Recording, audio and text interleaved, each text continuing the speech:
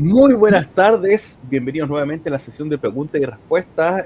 Estamos justo a los expertos acá. Vamos a partir de lleno porque lo definimos como un variopinto de preguntas diversas. Ahí hay un montón de cosas por conocer y aprender. Saludamos a Juan Pablo, por favor. Hola Seba, ¿cómo estás? Muy bien, muchas gracias. Eduardo. Hola. Muy bien, comenzamos entonces. Recuerden que estamos en Astronomía en tiempos de pandemia. Estas clases son gratuitas y se transmiten los martes a las 16 horas, mismo canal, para que puedan ir a visitarnos, por medio del Facebook de Centro de Astronomía de la Universidad de Antofagasta. Y esta es una iniciativa ejecutada por la Agrupación Científico-Cultural Ligancabur y es financiada por el Gobierno Regional de Antofagasta, con recursos del Fondo Nacional de Desarrollo Regional, el famoso FNDR, 2% de Cultura del año 2020 y aprobados por el Consejo Regional Core de Antofagasta. Recuerden que estamos los días martes con las clases magistrales a las 16 horas y los días viernes acá estamos con la sesión de preguntas y respuestas con los expertos que están ahí listos para escucharnos y están tremendamente preparados. ¿Están preparados, cierto? Vamos a ver qué sale. ¿Dónde está el ánimo? ¿Pero cómo? Más o menos. Yo sé que es bien, el cuerpo lo sabe, pero ya el invierno está pasando, ya el sol ya está brillando un poco más, por favor, ya. Ya, ok, ¿Qué va a pues decir nuestro público? ¿Qué va a decir nuestro público, señores? partamos de nuevo, pregunta de nuevo. Entonces. Ya. ¿Cómo está el ánimo? Muy bien. Pero cómo cambia esto, ¿no? Brilla más que el sol, eso, por supuesto. Bien, comenzamos entonces, saludamos a la gente que está en Facebook en este momento, a todos los presentes, después vamos a ir, seguramente cuando aparezcan los comentarios, uno que otro saludo extra por ahí. Entonces comenzamos y partimos con Bélgica González, que nos pregunta justo lo que hablamos el día martes pasado. ¿Qué tipo de contaminación lumínica es más dañina para el ser humano y para los animalitos también? A ver. Eduardo, por favor. Sí. Lo que ocurre en este caso no es muy distinto hasta donde lo hemos estudiado que lo que ocurre con los seres humanos, pero hay que admitir que aquí nos falta información porque ha habido mucha más preocupación por los efectos en la salud humana que los efectos en la salud animal. Entonces, es más fácil hablar de lo que ocurre con los seres humanos, pero por extensión podemos decir un par de cosas respecto a lo segundo. La contaminación lumínica, en el fondo, viene a ser, la introducción de luz artificial en ambientes que de otro modo serían oscuros, y ello depende en parte de la fuente de luz, pero también va a depender del aire a través del cual esa luz se está propagando. Entonces hay una interacción que ocurre entre la luz que es emitida por una fuente y la composición de nuestra atmósfera, que hace que no todos los tipos de luz se propagan por igual. Si recordamos la idea del espectro electromagnético, es decir, de esta especie de, que lo podemos imaginar como el arco iris, ¿verdad? Esta descomposición de la luz en distintas franjas de color, en distintas zonas de color. La luz que está más cargada hacia el extremo rojo del espectro es una luz que tiene muy poca propagación en la atmósfera, mientras que la luz que es más cargada hacia el extremo azul interactúa mucho más efectivamente con las moléculas del aire y entonces se propaga también más efectivamente. Prueba de eso lo tenemos todos los días cuando vemos que el cielo es azul. El cielo es azul porque la luz del sol, que es blanca, o sea, está compuesta de luz de todos los colores, interactúa con nuestra atmósfera, sin embargo la atmósfera propaga más efectivamente el azul que el rojo. Entonces, constantemente durante el día vemos que el cielo se ve azul, no porque esté llegando luz azul del espacio, llega luz blanca, pero son las moléculas del aire las que propagan esa luz azul en todas direcciones. Entonces lo mismo ocurre ahora con fuentes de luz artificial. Si tienen luz que esté más cargada hacia el rojo, es luz que no se va a propagar tanto como si es luz que está más cargada hacia el azul, ¿verdad? Entonces lo que llamamos el blanco cálido, que es la luz más rojiza, tiene mucho menos efecto que lo que llamamos el blanco frío, que es esa luz que es de tonos más azulados y que es la típica luz que vemos por ejemplo, en los baños suele ser de uso frecuente esa luz blanca, blanca fría, blanca más azulada. Entonces, esta es la más dañina, es la luz que a nosotros nos da la sensación de que el día continúa porque se parece al azul del cielo, ¿verdad? Entonces mi cerebro lo interpreta como que seguimos de día y entonces posterga la producción de las hormonas que generamos durante las horas de sueño.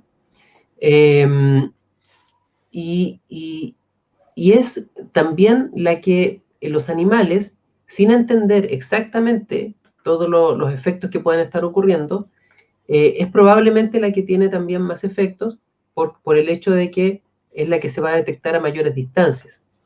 En el caso de los animales no tenemos aún claro si se producen también estas postergaciones de producción de hormonas que puedan afectarles a la salud, pero sí sabemos, por ejemplo, que les afectan en el número de horas de sueño, en hábitos alimenticios, en hábitos migratorios, y eso los expone a veces a depredadores que de otras maneras, de los cuales de otra manera habrían estado protegidos. Entonces, por ejemplo, un ave podría orientar su vuelo dependiendo de, por ejemplo, lo que el ave considere que es la posición en que sale el sol. Y sin embargo, si se encuentra como en parte de su vuelo un brillo muy fuerte en el horizonte y resulta que eso no era el sol, sino que era una ciudad, entonces va a empezar a volar en esa dirección, o si era una empresa minera, va a empezar a volar en esa dirección y eventualmente puede que llegue a un punto en el cual quede a merced de un depredador o que agote sus fuerzas sin llegar hasta donde habría llegado para tener una estación de descanso. Y ahí fíjense que lo que está dependiendo no es de uno de estos procesos internos en la fisiología del ave, sino que es meramente el haber detectado la luz a cierta distancia. Entonces, los mecanismos que conocemos, por lo menos los más comunes que afectan a los animales, son esos, el que se detecte la luz de la manera que sea, y eso afecte a algunos de los hábitos que ellos tengan basados en la presencia de esa luz. Ahora se me ocurre que en el futuro, si empezamos a tener conocimientos bien finos, bien detallados de cómo es la fisiología animal por animal, tal vez sí vamos a encontrar fenómenos parecidos a los que hemos observado ya en seres humanos. Sí, o sea, el tema de las aves es un tema que en Antofagasta se observa mucho, ¿ah? Los chicos del Centro de Rescate de Fauna Silvestre y del CREA lo notan frecuentemente con las caídas de las golondrinas cuando está terminando un poco el invierno. Entonces, sí, es tremendamente común, o sea, algo que lo observamos siempre, ¿ya? Continuamos, saludamos a la gente que está en el chat, a la gente de nuestros amigos de María Elena y Tocopilla que siempre nos escuchan. Continuamos con Paulo, que nos preguntan. Yo les dije que era variopinto y nos dije que nos vamos ahí con todo, ¿ah? Así que, Juan Pablo, por favor, ¿qué ocurrirá, o qué ocurriría, perdón, si dos agujeros negros chocan?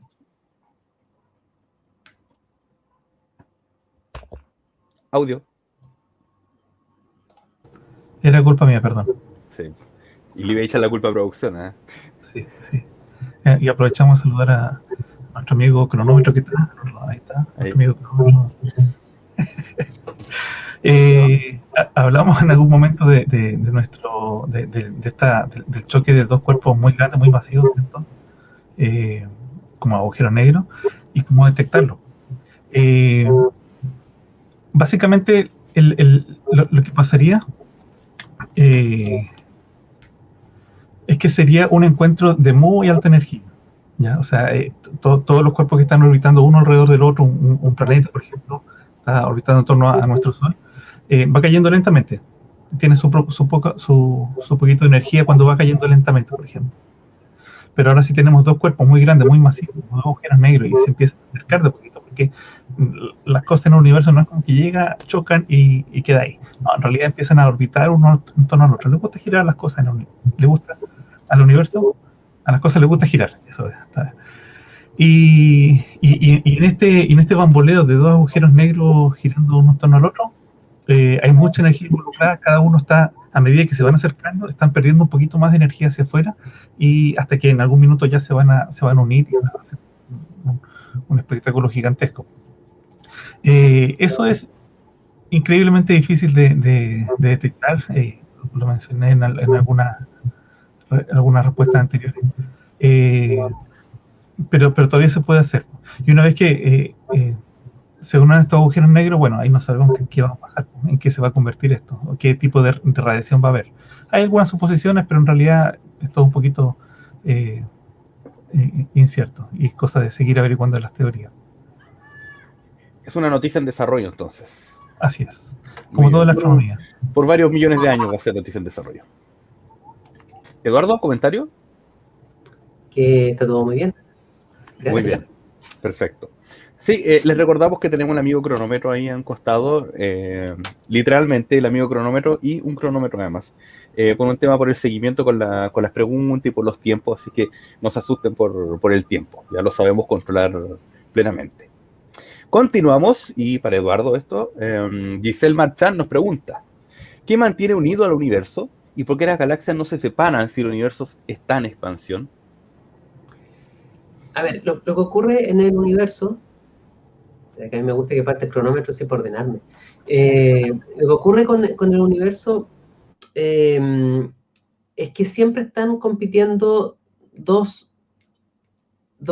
no sé si llamarle fuerza, pero ya, ya hablemos hablemos de fuerza, ya.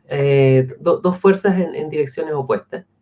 Y que es parecido a lo que ocurre cuando una persona se empieza a mover en el sentido contrario al que se mueve una escalera mecánica.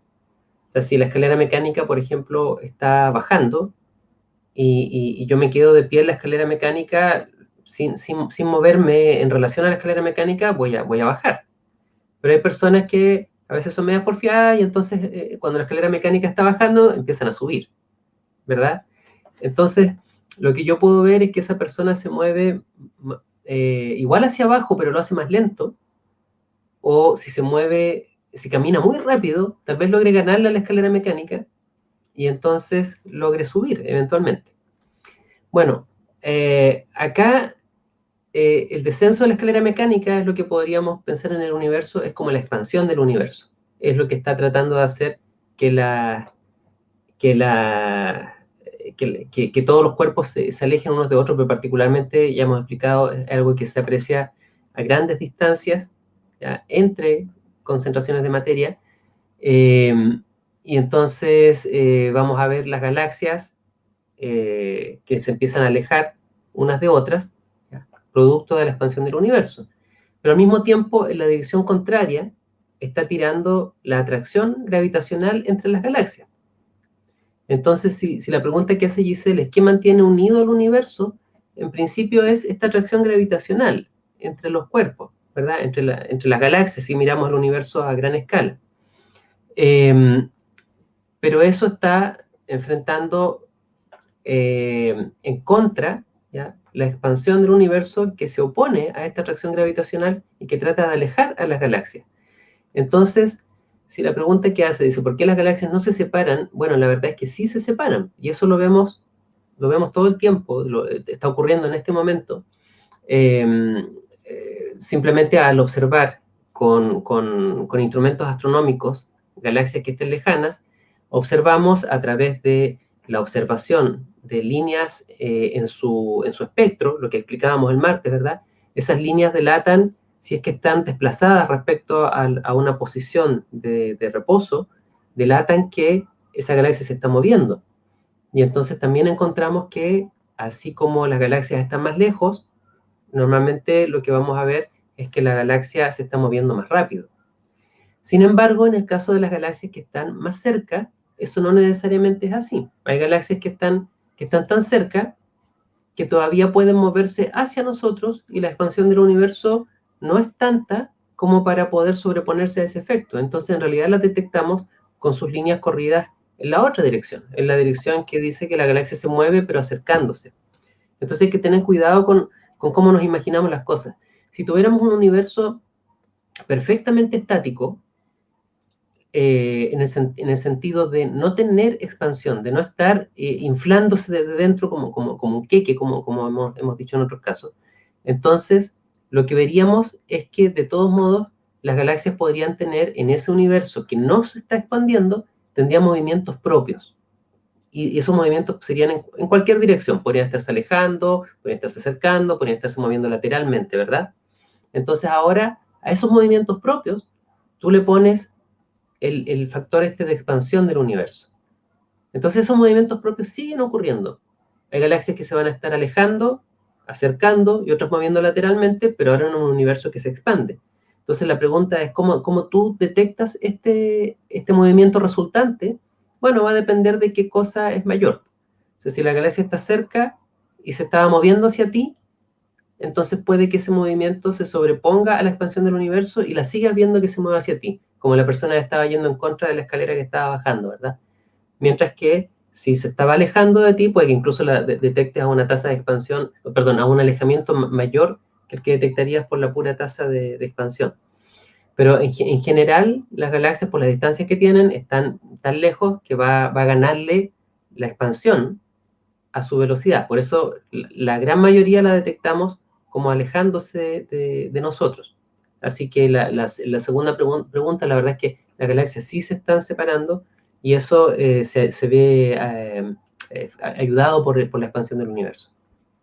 Justo a los 5 minutos. En el límite, ¿ah? En el límite.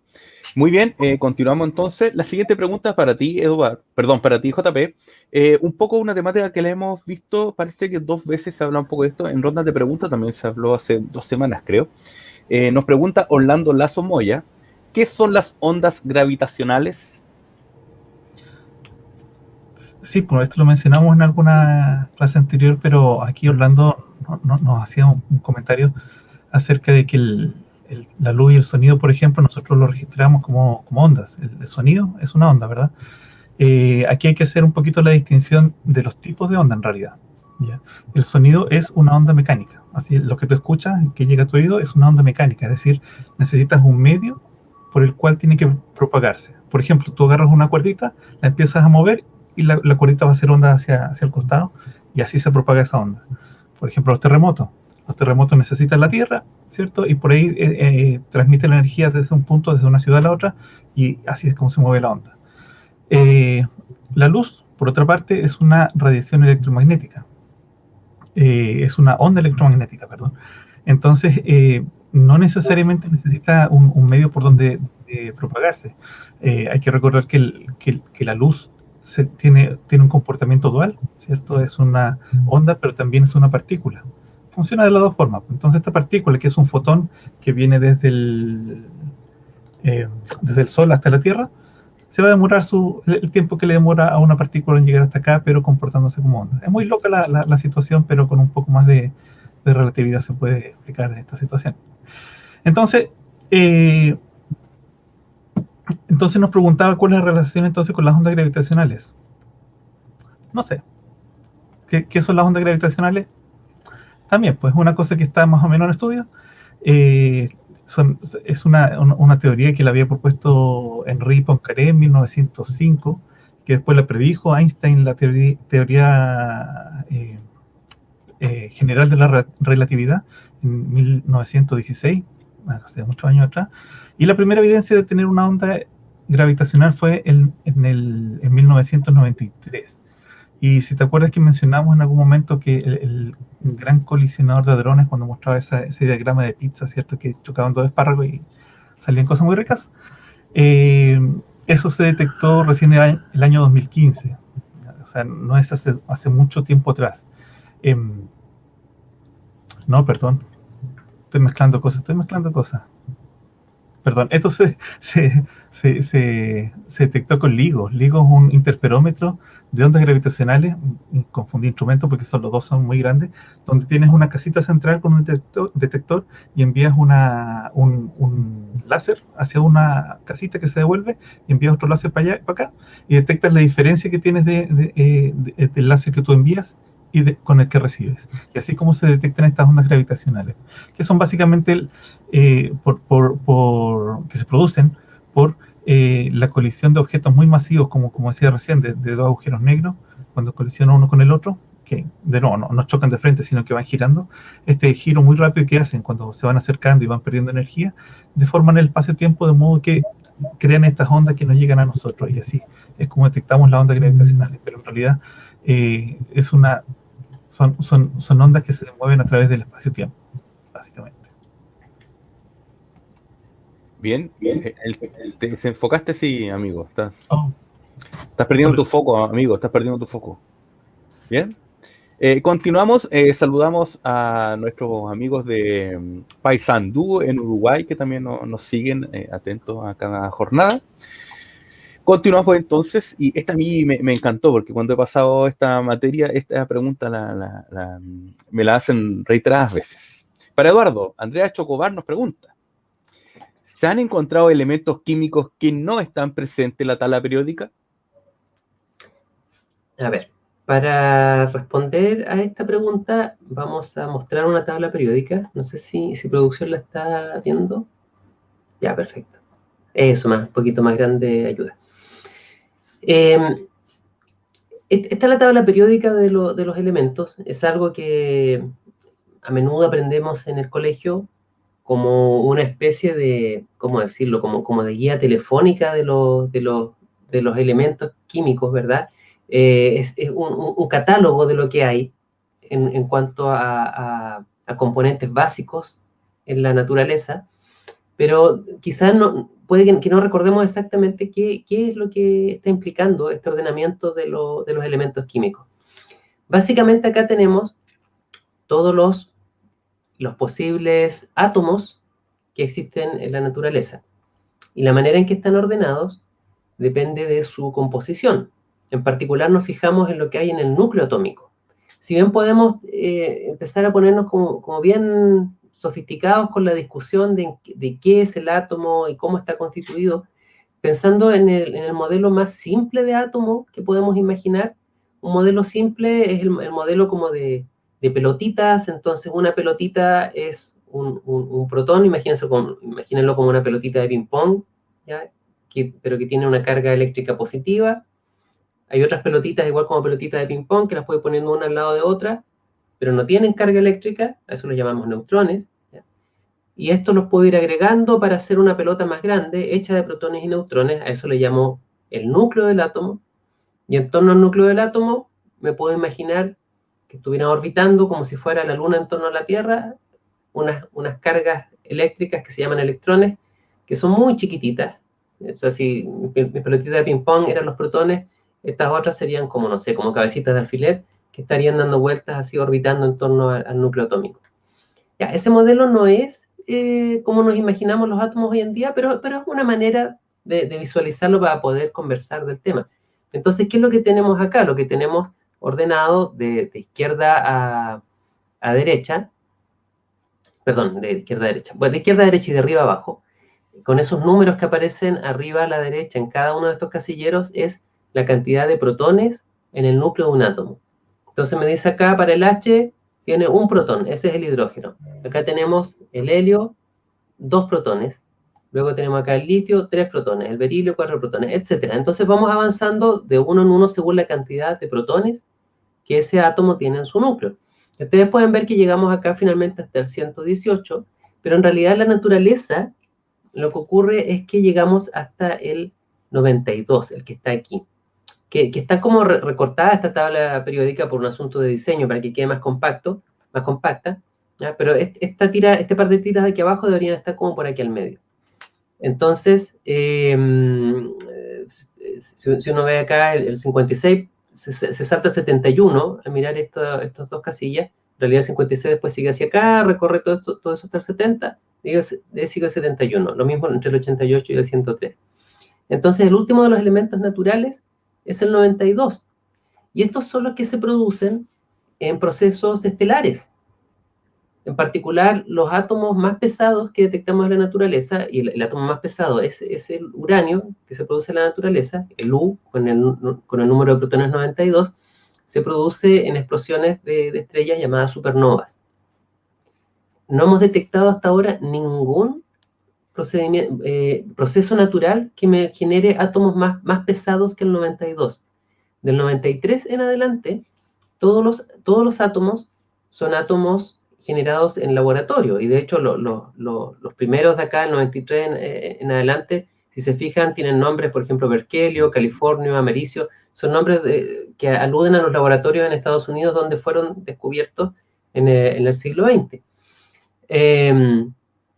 Entonces, la respuesta acá dice, si hemos encontrado elementos químicos que no están presentes en la tabla periódica, no, porque en las estrellas, que se replica los procesos que ya conocemos en la Tierra como procesos naturales, simplemente dan explicación de los átomos más pesados que hemos visto en la naturaleza, no de los artificiales. Sin embargo, a ver si me alcanza el tiempo que me queda, quería además comentar que en la columna azul que está acá, es una columna de gases que reciben el nombre de gases nobles, y un poco un nombre que como medio ciútico, porque lo que está queriendo decir es que son gases como que no se mezclan con nadie, porque acá en la Tierra vemos que son gases muy poco reactivos. Le quiero pedir un minuto de gracia al moderador para terminar esta idea.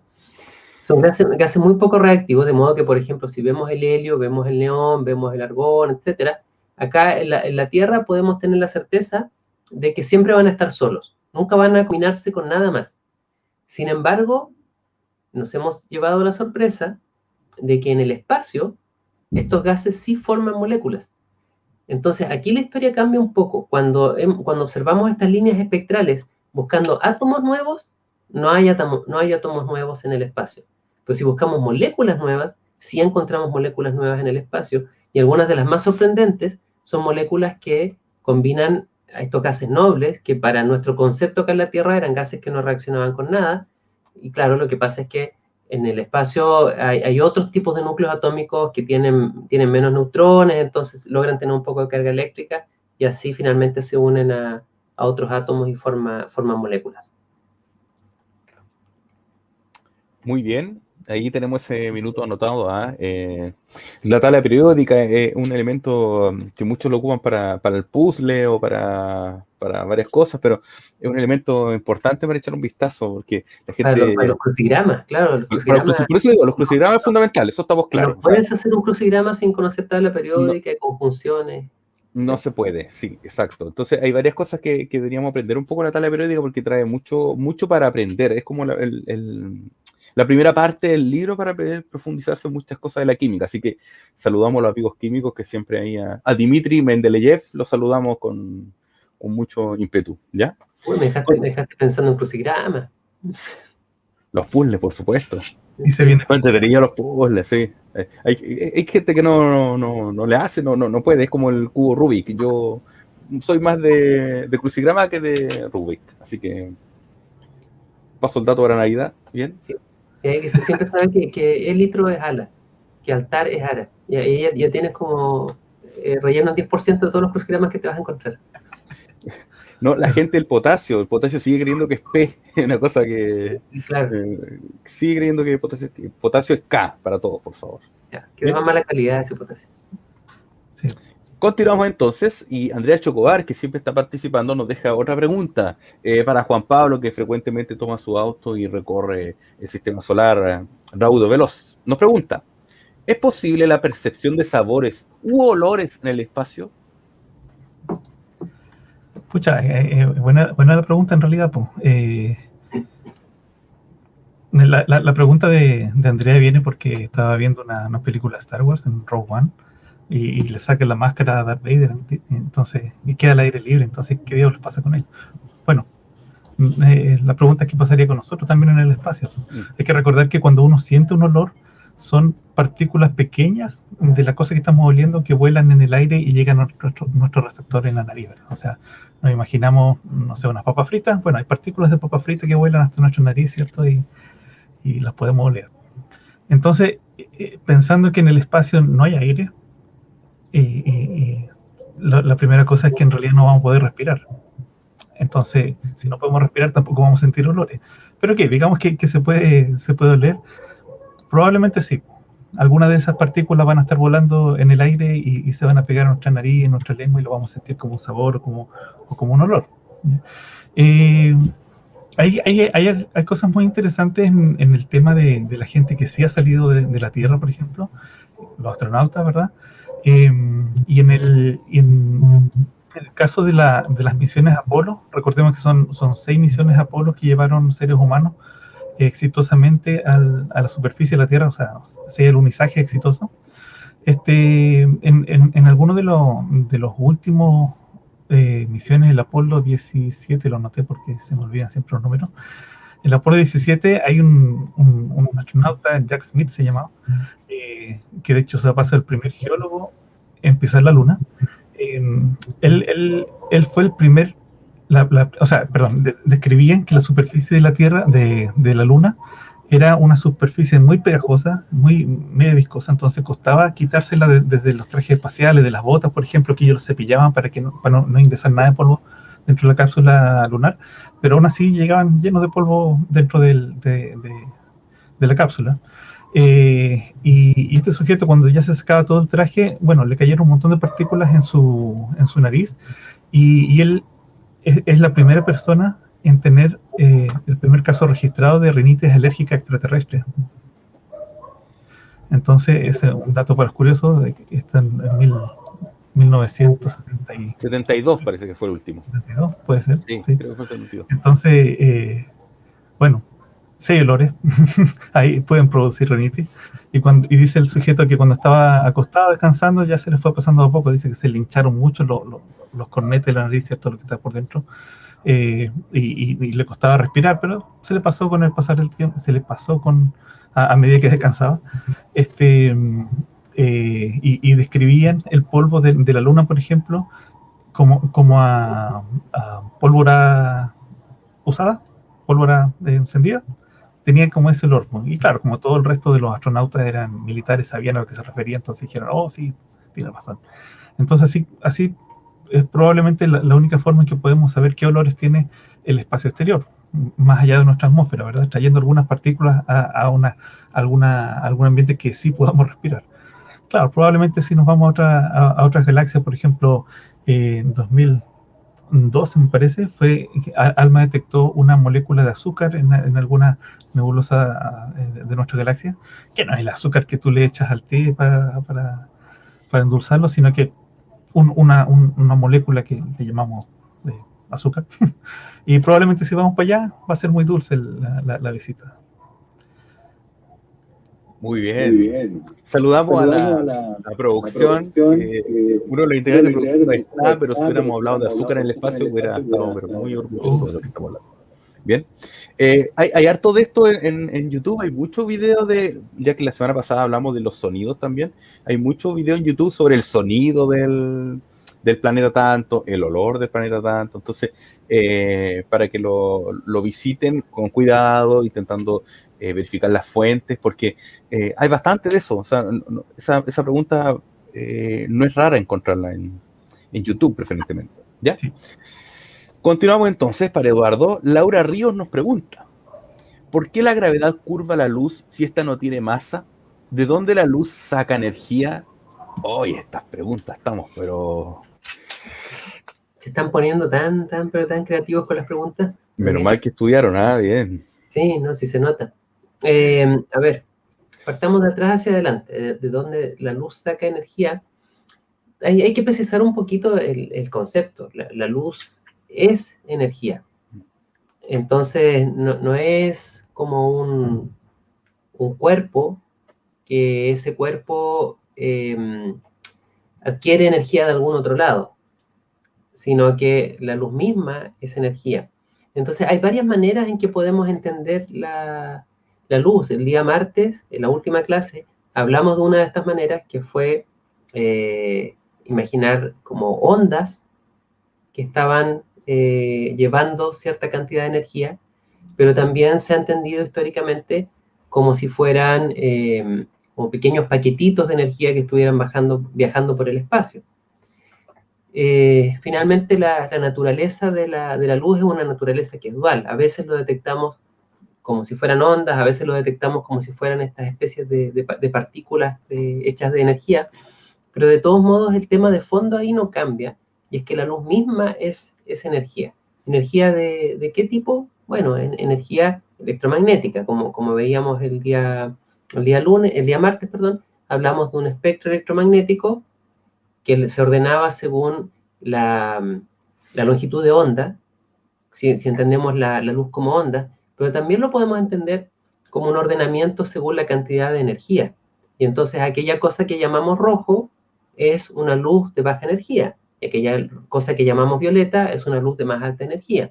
Y así. el espectro se nos formaría tal cual si dejamos de lado la idea de onda y simplemente pensamos en las energías que caracterizan a cada luz.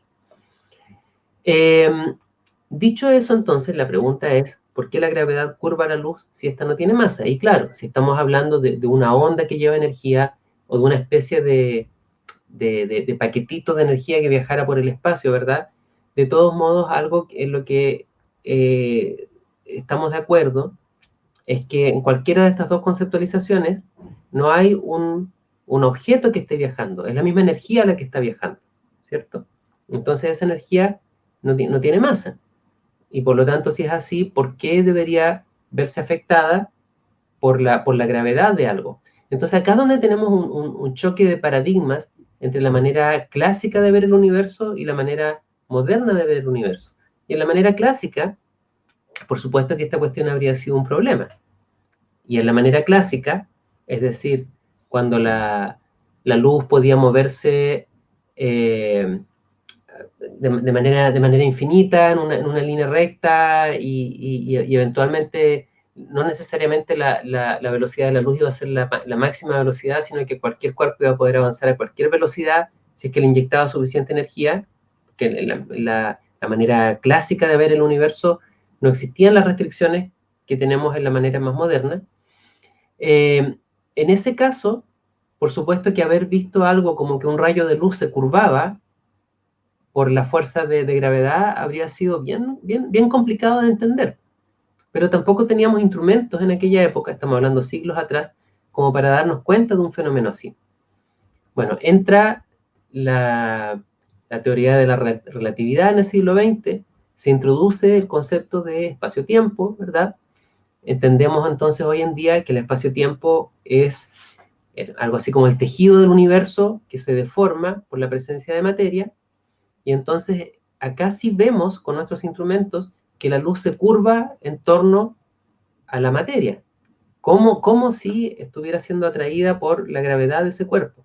Pero resulta que en esta nueva concepción del universo ya nos olvidamos de la gravedad, porque estamos diciendo que la gravedad es aquella cosa que antes considerábamos una fuerza, pero hoy en realidad estamos diciendo que es meramente la sensación que nos da el movernos en un espacio-tiempo curvado.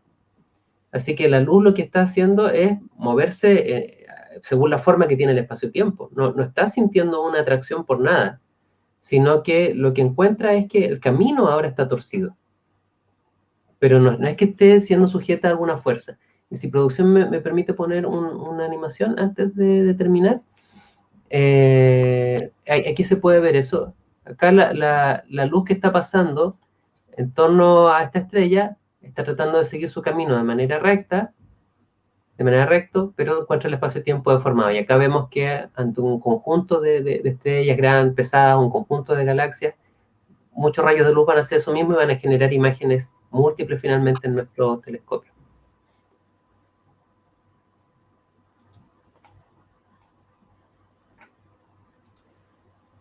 ¿Continuamos? ¿Bien? ¿Sí? Está viendo los videitos, disculpen. Sí, que ahí la producción se entusiasmó. Eso hoy interesante, ya. Nuevamente Laura Ríos nos pregunta, ¿qué ocurrirá con los planetas luego de la muerte del Sol? Esta triste pregunta para ti, Juan Pablo, por favor. Creo que Eduardo mencionó lo que iba a pasar con nuestro Sol en el futuro. Sí. Nuestro Sol es una estrella pequeñita, mediana, pero no tan grande. Y en algún momento toda su corteza afuera, que tiene un montón de hidrógeno que se está formando en helio y después en elementos más pesados, va a acabarse ese combustible más delgadito y va a empezar a crecer de a poquito. Cada una de las partículas que están adentro, como mencionaba recién, pues un protonio y un electrón es chiquitito comparado a 2 protones y 2 electrones. Entonces las partículas entre ellas empiezan a hacer bullying, se empiezan a empujar y la estrella empieza a agrandarse de a poquito y va a crecer hasta que fuera una gigante roja. En este periodo, cuando el Sol se empieza a agrandar, va a alcanzar algunas cosas. Por ejemplo, la órbita de Mercurio se lo va a comer completamente. Se va a agrandar un poco más hasta la órbita de Venus, también va a desaparecer. Todo lo que tenga ahí va a caer al Sol de alguna forma. Y de ahí viene un ligero debate que con Eduardo podemos discutir más tarde, que hay gente que dice que va a llegar también a la órbita de la Tierra, hay gente que dice que no, ¿ya? Pero es posible que si llega también desaparecemos y de ahí la estrella ya no crece mucho más y luego va a colapsar en sí misma. La parte del debate es que algunos dicen que no llega hasta la órbita de la Tierra, sino que un poquito antes, pero que de todas formas la radiación que va a tener el Sol va a estar, o sea, que va a estar más cerca de la Tierra, va a hacer que la Tierra se chamusque completamente. Las temperaturas se van a elevar un montón, ¿cierto? Se va a ir toda nuestra atmósfera, y de ahí la estrella va a colapsar y se va a volver en una enana, que una enana sabemos que es una estrella muerta, ¿cierto? Que tiene un brillo fijo, una temperatura también fija que no va a cambiar por mucho tiempo más al parecer. Y si lograra sobrevivir la Tierra, por ejemplo, eh, digamos que no se lo comió, probablemente en este momento que tiene mucha radiación, el roce con esa misma radiación va a hacer que la velocidad de la Tierra alrededor del Sol se disminuya y probablemente cae igual. Quizás no sé. De ahí para arriba, sabemos que Marte, por ejemplo, tiene una delgadísima atmósfera, lo hemos visto en algunas películas. Probablemente con este viento solar que ya está mucho más cerca del planeta también se lo eche completamente, ya no existe más. Y de ahí vienen los gigantes hacia arriba. Sabemos que los planetas de más afuera, por ejemplo, Neptuno y Urano están hechos principalmente de hielo. Los anillos de Saturno están hechos de hielo. Entonces, ante la mayor radiación del Sol, los anillos de Saturno probablemente van a desaparecer. Lo mismo pasa con el hielo en las nubes, en Europa, en Ganímedes, que mencionó Darío también ahí la pregunta en el chat. Probablemente esa cantidad de agua que tiene se va a derretir, quizás se va a evaporar, no sé.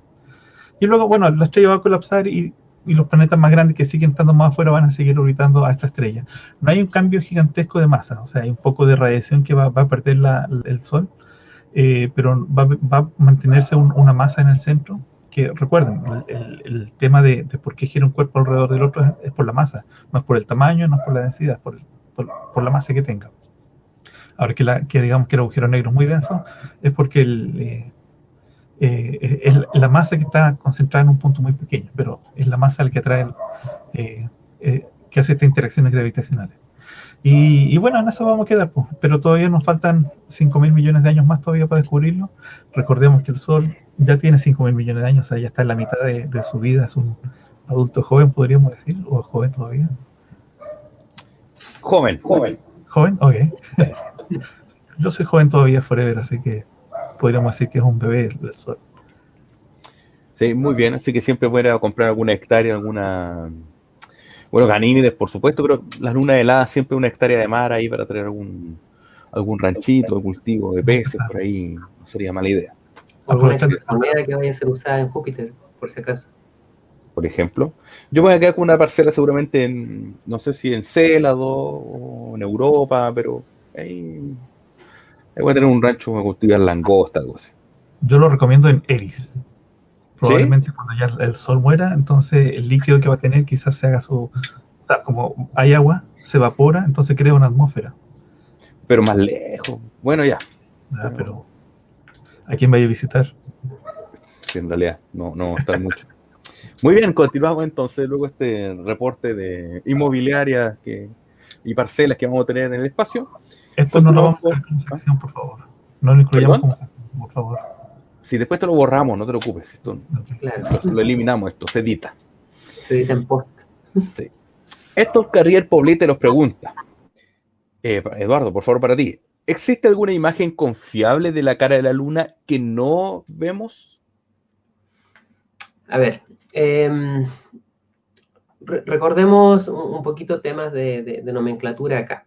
En la clase en que hablamos sobre el movimiento de la Luna en torno a la Tierra, hicimos la aclaración de que a pesar de que es popular la frase el lado oscuro de la Luna, en realidad no es la expresión correcta, sino que astronómicamente más correcto es hablar del lado lejano de la Luna, porque la Luna está mayormente mostrándonos la misma cara todo el tiempo. De modo que hay otra cara, que está por el otro lado de la Luna, que nos cuesta mucho ver. Alcanzamos a ver apenas un 9% de esa cara, pero queda todavía un 41% que desde la Tierra se hace imposible ver. Entonces, ese lado más o menos la mitad del tiempo de la órbita en torno a la Tierra va a estar iluminado, porque va a estar dando vuelta por una parte en que esa cara va a estar muy expuesta al Sol, mientras que la otra cara va a tener poca exposición al Sol, y eso es lo que desde nuestra perspectiva de la Tierra llamamos una luna nueva, porque vemos la cara de la luna que está apuntada hacia nosotros más ensombrecida, con menos luz, ¿verdad? Y eso es porque la cara que está iluminada es la otra, la cara que nos queda lejos. De modo que, si ahora enviamos una nave al espacio, y con esa nave, entonces, orbitamos la Luna de alguna manera, podemos tomar imágenes de cómo se ve la Luna por el otro lado. Y ese tipo de experimentos lo hemos hecho desde fines de los años 50. Y le voy a pedir a producción acá que por favor muestre la primera imagen. Esto está en la Wikipedia simplemente para que vean, es fácil encontrar estas imágenes hoy en día. Esta es la primera imagen que los seres humanos vimos del otro lado de la Luna, que fue hecha el año 1959 por una misión soviética. La imagen es bien mala, digámoslo objetivamente, pero tiene el valor histórico de ser la primera que alguna vez se tuvo de cómo era la Luna por el otro lado. Y ya podemos notar algo que es bien interesante, pero que comentémoslo mejor con una imagen de mejor calidad. Esta es de mucho mejor calidad, hecha entre el año 2009 y el 2011, si no me equivoco, por una sonda que en este caso fue de la NASA. Se llamó el Lunar Reconnaissance Orbiter, así como el orbitador de reconocimiento lunar, que pudo tomar estas imágenes de la superficie lunar, de toda la superficie, pero en particular del otro lado, con altísimo grado de detalle. Y acá déjame detenerme un momento en un aspecto de la pregunta que dice si hemos visto alguna imagen que sea confiable del otro lado de la Luna. Bueno, a veces la gente piensa, pero es que tal vez hay algo que no nos están diciendo, algo que no nos están mostrando, y claro, como no lo puedo confirmar desde acá de la Tierra, quizás qué cosa me van a decir. Pero bueno, aparte de que serían teorías de conspiración como bien caras de sostener, cada vez que podemos encontrar con que hay potencias políticas que tienen intereses opuestos, y tenemos súper claro que la Unión Soviética y los Estados Unidos no han sido los mejores amigos, y hoy en día China tampoco es como tan amiga de Estados Unidos. Sin embargo, sus resultados científicos son perfectamente compatibles, entonces muestra que probablemente los resultados que estamos recibiendo son resultados científicamente válidos, porque cada uno estaría obviamente muy interesado en denunciar que el otro mintió. Así que acá se puede ver que cuando eso no ocurre es que probablemente sí la evidencia es la que ellos están obteniendo. Entonces, lo que es interesante de observar de este otro lado de la Luna es que es bastante diferente al lado que vemos desde la Tierra. En la Tierra, ustedes seguramente recordarán que hay zonas grandes que son bien planas y más oscuras, y que les llamamos los mares lunares. Es una manera de referirnos a ellos. ¿Ya? Son zonas más lisas, con pocos cráteres, y entonces ha sido desde fines de los 50 hasta la fecha materia de interés. ¿Por qué es que estas dos caras son tan diferentes? Y entonces se han propuesto procesos geológicos, procesos en el origen mismo de la Luna, que pudiera haber habido impactos por el lado más cercano, pero por el otro lado no, que la corteza sea más delgada en unas partes y entonces se hayan producido erupciones más fácilmente en el pasado que en otras partes donde la corteza sea más gruesa. Hasta el día de hoy son temas que se estudian, hay varias hipótesis propuestas, no hay una conclusión 100% aceptada, ¿ya? Pero el hecho es que cuando vemos estas dos caras, son sustancialmente distintas, así que hay algo que es válido estudiar, ya como procesos de formación entre el lado opuesto y el lado más cercano. Y dame 10 segundos, quería mostrar esto, que igual creo que es importante. Esto ocurrió hace poco, que es que los chinos lograron estacionar una sonda en el lado opuesto de la Luna. Esta es la primera imagen que tenemos de una nave posándose en el lado opuesto, incluso con un rover empezando a explorar la superficie. Así que probablemente dentro de poco vamos a empezar a tener también más datos como para poder empezar a poner a prueba esas hipótesis que han habido de por qué existen estas diferencias entre los dos lados. Y lo último, por si alguien quiere como ver estas cosas con altísimo grado de detalle, es que la verdad que la calidad de estas imágenes es espectacular. Insisto, véanlo en la Wikipedia.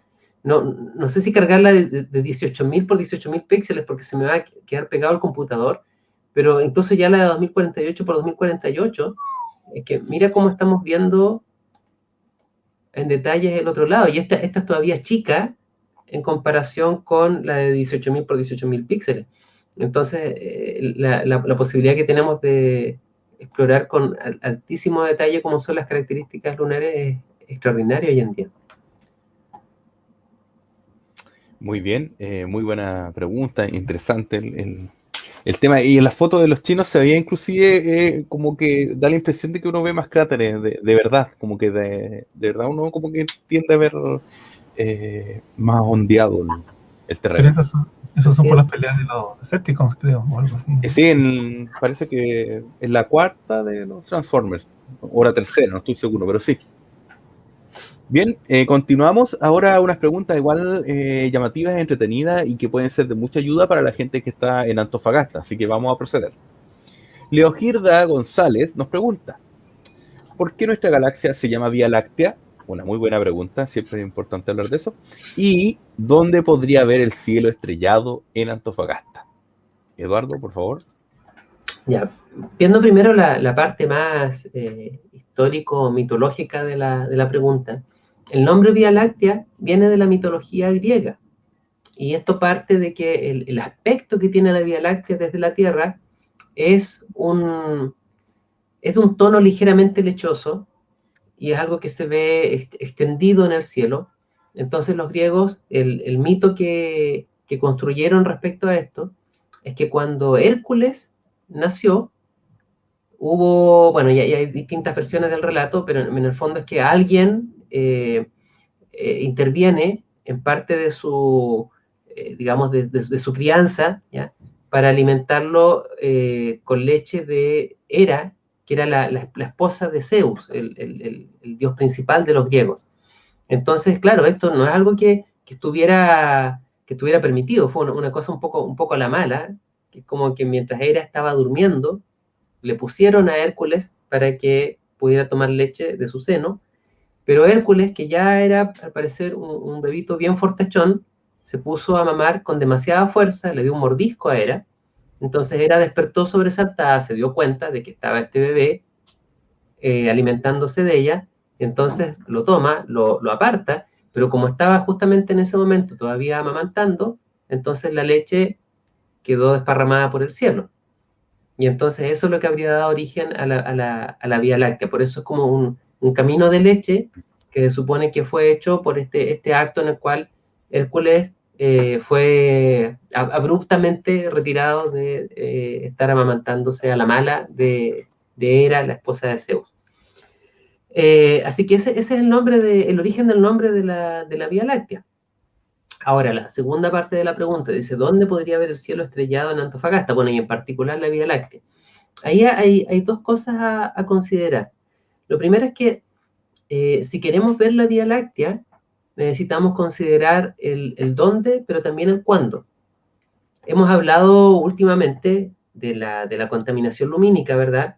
Y eso seguramente ya nos da una pista de que hay que hacerlo lejos de las ciudades, lejos de las empresas mineras, lejos en general de cualquier fuente de iluminación que vaya a perturbar la visibilidad que podamos tener del cielo. Pero fíjense que hay también fuentes de iluminación naturales, como la luna, que van a hacer mucho más difícil la observación de una estructura delicada como es la Vía Láctea. Entonces, si yo quiero ver la Vía Láctea en todo su esplendor, definitivamente no hay que ir cuando la luna esté en lo alto del cielo, ni llena, ni cuarto creciente, ni cuarto menguante, sino que hay que esperar definitivamente a las noches de luna nueva.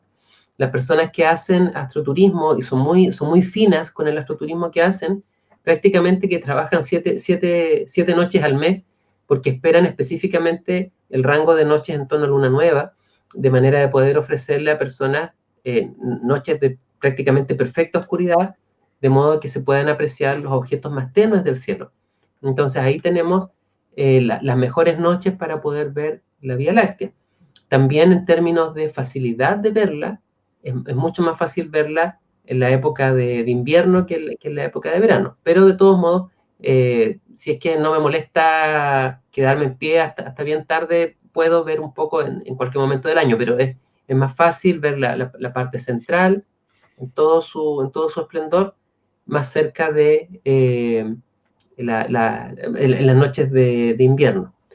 Respecto al dónde, ya dimos algunas orientaciones generales respecto a de qué cosas alejarse, pero si quieren una recomendación específica de dónde ir, uno de los mejores sitios que existe cerca de Antofagasta, porque está habilitado para esto, es el Mirador Caleta el Cobre, que es un punto al cual varias empresas de turismo astronómico han estado yendo, pero la verdad es que cualquier persona que tenga el transporte puede ir. Hay un mirador con un pequeño estacionamiento, hay algo de mobiliario urbano. Se accede desde el camino que va hacia Paraná, en un momento se toma un desvío hacia Caleta del Cobre y más o menos a mitad de camino se puede encontrar ese mirador. Es un muy bonito lugar, queda por sobre la altura a la que normalmente se estacionan las nubes, entonces también se ve las nubes desde arriba, eso ya en sí mismo es espectacular, se puede ver la puesta de sol hasta el horizonte mismo, y luego si es que estamos en noches de luna nueva con visibilidad de la Vía Láctea, puede ser muy buena la visibilidad. Problemas, sí, siempre suele haber algún problema, tanto en el mirador como en otras partes del desierto, por el frío, por el viento, hay que siempre abrigarse, tener cuidado con eso para que las observaciones realmente se puedan disfrutar. Pero en términos de la calidad de lo que se puede ver, es uno de los mejores sitios que podemos recomendar.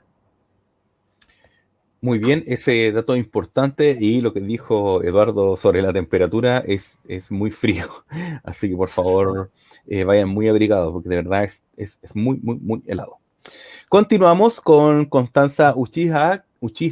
Nos pregunta algo que de hecho hablamos, si no me equivoco, la semana pasada, justo con un comentario que salió por Facebook y una pregunta también. Así que para Juan Pablo, ¿las películas de ciencia ficción se asemejan a lo que hemos visto en el curso? ¿Qué crees tú, Seba? Estoy completamente de acuerdo. Sí, Yo hay también. cierta similitud, sí.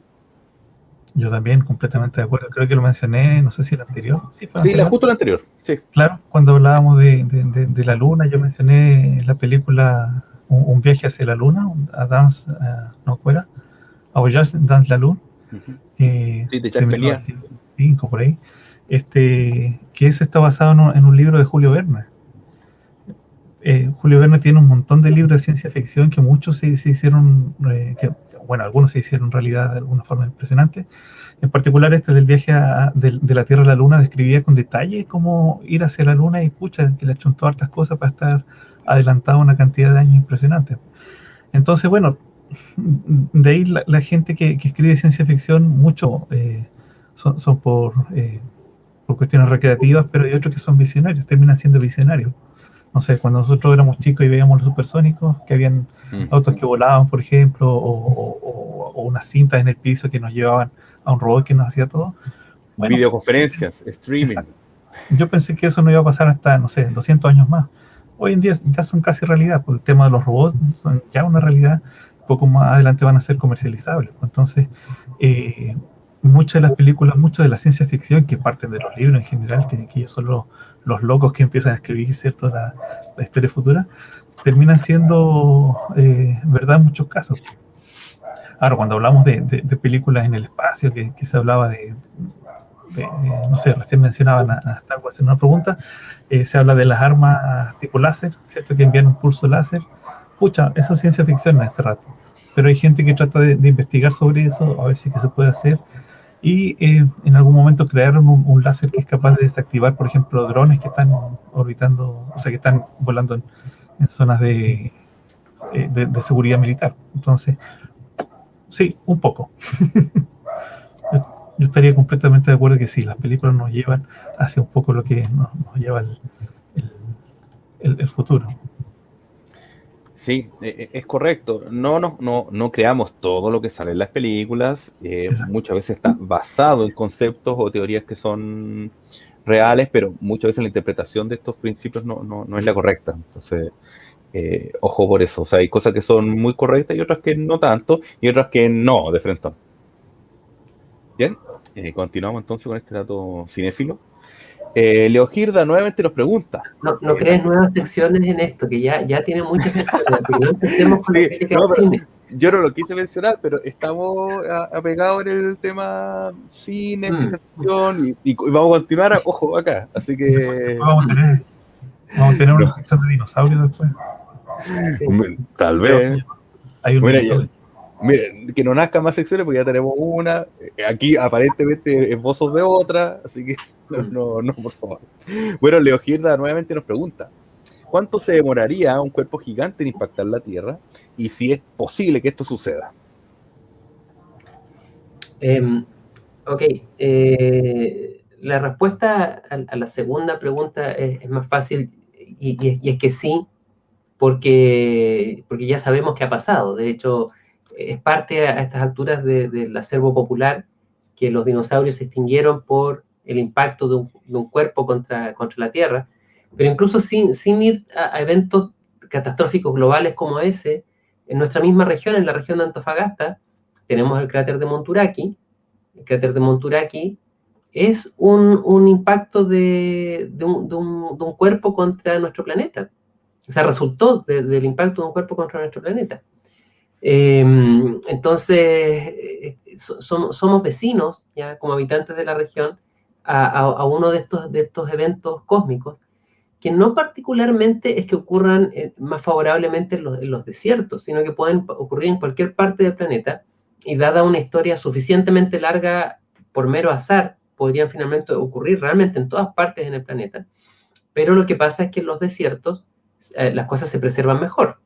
Entonces, si yo hubiera tenido similar impacto en el Amazonas, por decir algo, seguramente a estas alturas ya no notaría nada, porque entre las lluvias, el crecimiento de vegetación y todo eso, el terreno cambiaría tanto de forma que hoy yo no encontraría vestigios de esto. Respecto a cuánto se demoraría un cuerpo gigante en impactar la Tierra, le voy a pedir a producción que me apoye con la pantalla, por favor. Estos son eventos que llamamos bólidos y que nos sirven para motivar un poco esta conversación. Fíjense que estos bólidos son objetos grandes, más bien objetos brillantes que podemos ver entrando a la Tierra, como meteoros muy brillantes, y que entonces, ¿por qué son tan brillantes? Bueno, en gran razón porque se trata de cuerpos más grandes que están entrando a nuestro planeta. Por eso la fricción es mayor y son capaces de producir un brillo más grande. Y acá podemos ver que la Tierra completa es testigo de la entrada de estos bólidos. Algunos durante el día, los que están marcados en amarillo, algunos durante la noche, los que están marcados en azul, pero más o menos a partes iguales, y son montones, apenas en un rango de, ¿cuánto? Como 19 años, 20 años, ¿ok?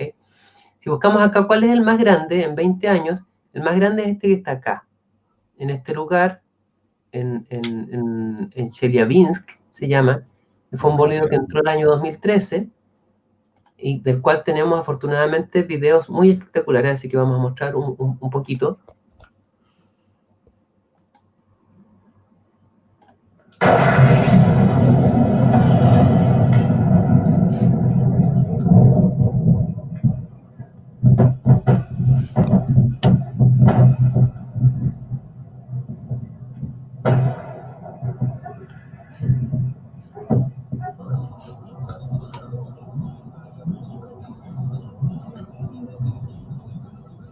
Es el mismo en todos los casos, solamente para ilustrar la sensación de ver esto desde tierra.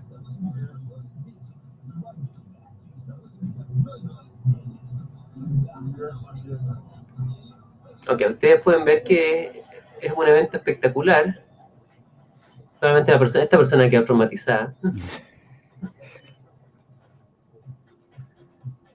Es un evento francamente espectacular, eventualmente puede ser hasta peligroso.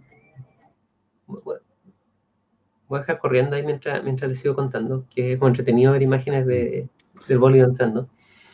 Puede ser hasta peligroso porque se generan ondas de choque que son capaces de romper vidrio, de sacudir estructuras. Así que hay una cierta preocupación de que dentro de las planificaciones de seguridad a nivel planeta es el tipo de catástrofe para las cuales deberíamos prepararnos un poco.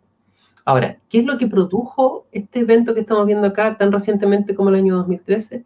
Fue un cuerpo de apenas 20 metros de diámetro. Entonces, es tan común que entren estos cuerpos de un par de decenas de metros de diámetro. Bueno, para auxiliarnos, vamos a parar el video, para auxiliarnos a estas alturas tenemos gráficos como este, a ver si lo puedo mostrar un poquito más grande, que lo que hacen es que me dan el tamaño de un objeto versus el tiempo que se demora en entrar a la Tierra. Y naturalmente, mientras más grande es el objeto, más tiempo va pasando para que entre un objeto de estos a la Tierra. Entonces, si yo tengo un objeto que sea el tamaño de un micrón, fíjense que chiquitito, una partícula de polvo microscópica, también entra cada fracciones de segundo uno a nuestro planeta. Si es de 1 milímetro de diámetro, entra uno cada 30 segundos. Si es de 1 metro de diámetro, estamos esperando uno cada año. Y entonces así va subiendo. Entonces la pregunta es, uno de 100 metros de diámetro, ¿cada cuánto tiempo va a entrar? En promedio cada 10.000 años. Uno de 10 kilómetros de diámetro, en promedio cada 100 millones de años. Entonces nuestro planeta, ¿qué edad tiene? Redondeamos, no sé, como unos 4.000 millones de años aproximadamente, ¿verdad? Un poco más. Entonces la verdad es que en bloques de 100 millones de años tiene buenas chances de experimentar muchos de estos eventos. Sin embargo, eso no quiere decir que si el último, entonces entró, no sé, pues el año pasado, entonces ahora tengo que esperar 100 millones de años para el siguiente. Esto es aleatorio, estos son datos en promedio. Por lo tanto, una preparación para este tipo de eventos como planeta ya tendría que tomar la posibilidad de que en todo momento pudiera ocurrir algo como esto. Así que solamente podemos dar estadísticas, decir que un objeto gigante, como el que era motivo de la pregunta, si es que lo clasificamos, por ejemplo, de 100 metros hacia arriba, en promedio es uno cada 10.000 años o algo así. Muy bien, así que ahí tenemos la respuesta, así que esperar un tiempito más. Continuamos también con Andrea Chocobar, que también siempre participa, nos pregunta. Esto justo en relación a la clase del martes pasado. Dice, ¿podemos hacer presión con nuestros municipios para tener una normativa local que controle la contaminación lumínica? Por supuesto que sí. A ver, acá el tema es que hay normas a nivel nacional. Una es la norma que en este momento vale para las regiones del norte y que estamos esperando que probablemente con la revisión que se está haciendo este año se va a ampliar para todo el país. Porque hoy en día ya la motivación principal no es la protección de los cielos para la astronomía, sino que cuidar la salud humana, cuidar el bienestar de los ecosistemas, ¿verdad? Además de otros aspectos que son más culturales en relación a la astronomía. Pero los temas de salud son como los más importantes que se están considerando en estos cambios, si se extiende al territorio completo. Pero más allá de lo que establezcan esas normas, que le va a decir a cada comuna lo que puede hacer, lo que no puede hacer, por supuesto que una comuna voluntariamente puede ir más allá. E incluso si, por ejemplo, no le toca una regulación tan estricta porque tal vez, no sé, pues no está en una zona de interés astronómico, la gente de la comuna podría de todos modos presionar a su municipio y decir, oiga, pero es que acá sería bueno que hiciéramos esto de todos modos, que protejamos más, por ejemplo, la salud de la gente. Y eso aparte de efectivamente, presiones más desde los distintos sectores sociales que puedan conversar con sus concejales y que a su vez estos temas se discutan en los consejos municipales para que finalmente a nivel de la alcaldía se creen ordenanzas propias de cada municipio. Mientras no sean incompatibles con las normas nacionales, sino que ojalá vayan incluso más allá, considerando expectativas locales. Por supuesto que cualquier cosa se puede hacer. Y aquí es donde yo creo que de verdad que deberíamos, ojalá, dar el ejemplo en las comunas del norte. O sea, no esperar a que tiene que venir alguien a obligarnos, como desde el nivel central, como el jefe, digamos, del país, a darnos una orden de las cosas que hay que hacer, sino que por el contrario, tal cual como pasó con la historia de las bolsas plásticas, que finalmente fue una toma de conciencia a nivel general y a nivel muy de la ciudadanía, de esta cuestión está mal, hay que arreglarla, y se empezó a hacer presión de distintos movimientos de abajo hacia arriba, porque fueran creándose normas y leyes que regularan esto, pero una vez que la población ya estaba convencida de que era algo que había que cambiar. Acá, siendo las personas que tenemos el acceso más expedito a estos cielos, en que por supuesto van a ser nuestros ecosistemas los que se van a arruinar, ¿verdad? Va a ser nuestra salud la que se va a arruinar si es que no se controla la contaminación lumínica, pero que también, especialmente en el norte, va a ser nuestra economía la que no va a poder hacer ningún aprovechamiento, por ejemplo, para temas de turismo o para temas de tecnología que se quisieran desarrollar acá en la región, etcétera, relacionada con observatorios.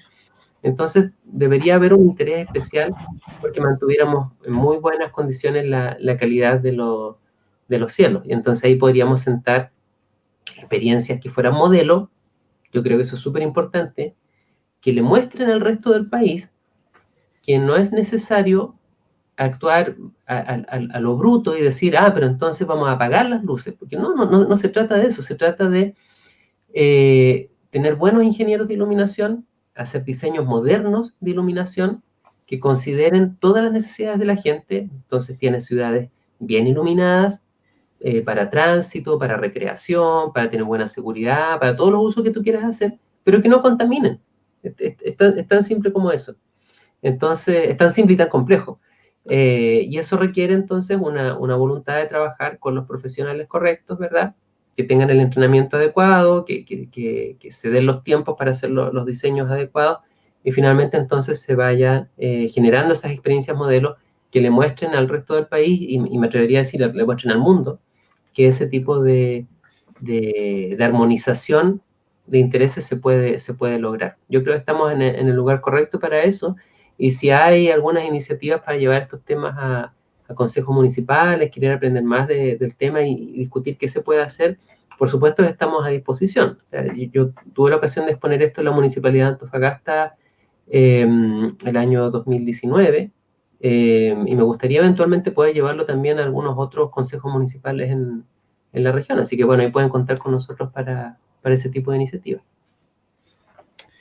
Muy bien, tenemos una respuesta exacta para esto, y esto también lo vimos el día martes pasado, específicamente justamente cuando avanzamos por el curso, se habló de este tema, se comentó esto, así que si es que no lo han visto, si que faltaron a esa clase, si ingresaron o se fueron temprano a esa clase, recuerden que está el video en YouTube, bueno, y también obviamente en Facebook, y pueden acercarse justamente a este tipo de información.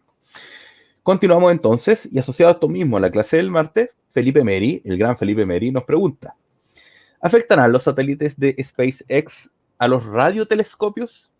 JP, por favor. Creo que mencionaba antes que yo tengo una clase de radioastronomía para la escuela de invierno, que me demora un montón en hacerla, pues entonces hacerla en 5 minutos, pucha, que es complicado. Bueno, vas a tener que hacerlo. Sí. Bueno, me voy a ahorrar gran parte del trabajo, y si me ayudan con la imagen, please. Recordando que hay una clase, la del día martes, ¿cierto? Donde está Eduardo, no se confundan estas dos veces, donde explica el espectro electromagnético. ¿Lo voy a explicar de nuevo? Sí. Ahí, perfecto. Al otro lado parece. Para el otro lado. Me cuesta lateralidad. Es difícil. Sí. Y esto que vemos acá es el espectro electromagnético, donde teníamos la luz visible, ¿cierto? Les voy a hacer en su clase una explicación de cómo funciona la luz infrarroja, microondas y ondas de radio. Como la pregunta sobre radiotelescopio, voy a profundizar ligeramente en lo que son las ondas de radio, ¿cierto? Nosotros vemos acá que este sector que estoy marcando aquí es la luz visible. Hacia este lado vienen los infrarrojos y la onda de radio. Voy a volver un poquito a la imagen. Fíjense que el doctor mencionaba la longitud de onda, ¿cierto? Que el tamaño que tiene la onda, en completarse una onda, ¿cierto? Que cuando hablamos de 10 centímetros más o menos este tamaño, así es la onda. Si es 1 metro va a ser mucho más larga, la onda no está a escala, por supuesto, con sus monitores. Pero nosotros podemos hablar que esta longitud de onda la podemos convertir a frecuencia si es que consideramos la velocidad a la que se mueve, que es la velocidad de la luz. Entonces, bueno, para 1 milímetro van a ser 300 GHz. Y en radioastronomía en general hablamos de frecuencia, mientras que en astronomía óptica se habla de longitudes de onda. Esa es la pequeña diferencia. Y este rango gigantesco que hay acá, que son las ondas de radio, también se vuelve a dividir en otros grupos más pequeños que probablemente los más viejitos de aquí van a conocer el UHF, el VHF, ¿cierto? Y otros tipos de radiaciones. Y haciendo un pequeño zoom al VHF, tenemos algunos otros sectores. Fíjense que ya empiezan a salir muchas líneas de colores. Y vamos a hacer un zoom en este sector de acá, en el centro. Y fíjense que aquí aparece el rango de la radio que nosotros tenemos en la casa, ¿cierto? Para poner música, que va desde los 88 MHz hasta los 108 MHz. Hagan el ejercicio, vayan a su radio, ven el dial que tiene arriba, si es que es digital, máximo al mínimo, van a ver que es este rango. Y esta es las frecuencias de radio en que podemos transmitir. Hay una regulación a nivel mundial en que nadie puede transmitir en esas frecuencias. ¿Ya? Si alguien lo pillan transmitiendo una frecuencia, está rompiendo la ley, viene una multa gigantesca, probablemente penas de cárcel, y nadie puede transmitir en esas frecuencias. Lo mismo pasa, por ejemplo, en televisión. ¿Ya? Los canales del 5 al 7 se ven en este rango de acá. Y lo mismo para otras cosas, por ejemplo, para comunicación de celulares, para navegación aeronáutica. Y fíjense que en esta región de aquí, la amarilla de acá, está reservada exclusivamente para astronomía. Es decir, nadie puede emitir en estas frecuencias que están acá, desde el 73 al 74.6 MHz. Y fíjense que en otros rangos, que bueno, este de aquí, acá, hay otros rangos que aparecen amarillitos. Me voy a devolver un poquito. No sé si se alcanza a ver bien en la imagen, pero aparecen varios amarillos en estos sectores de acá, otros por acá. Y esas frecuencias están reservadas para radioastronomía. Nadie puede emitir en esas frecuencias. Entonces, ¿qué es lo que pasa con los satélites? Como Starlink preguntaba, con los de SpaceX. Ellos son naves de comunicaciones. Y como son naves de comunicaciones, y al igual que las antenas que usamos acá para el celular, para internet, por ejemplo, transmiten en ciertas bandas que lo más caperuso en esto le llaman la banda KU y la banda KA. Y van a transmitir probablemente en estas dos frecuencias, que va desde los 12 GHz hasta los 18 GHz. Recuerden que mientras que giga significan 1000 megahertz, es 1.000.000 de hertz, ¿verdad? Pero la conversión es que es una longitud de onda 1000 veces más pequeña, ¿ya? Entonces, ¿qué pasa con la radioastronomía? Bueno, ¿qué pasa, por ejemplo, en observatorios como ALMA, como el SKA, el arreglo de kilómetro cuadrado, creo que podríamos traducirlo, que se construye en Sudáfrica? Estos reciben en el rango de 35 GHz hasta 950 GHz, el de ALMA que está cerca de San Pedro de Atacama, ¿verdad?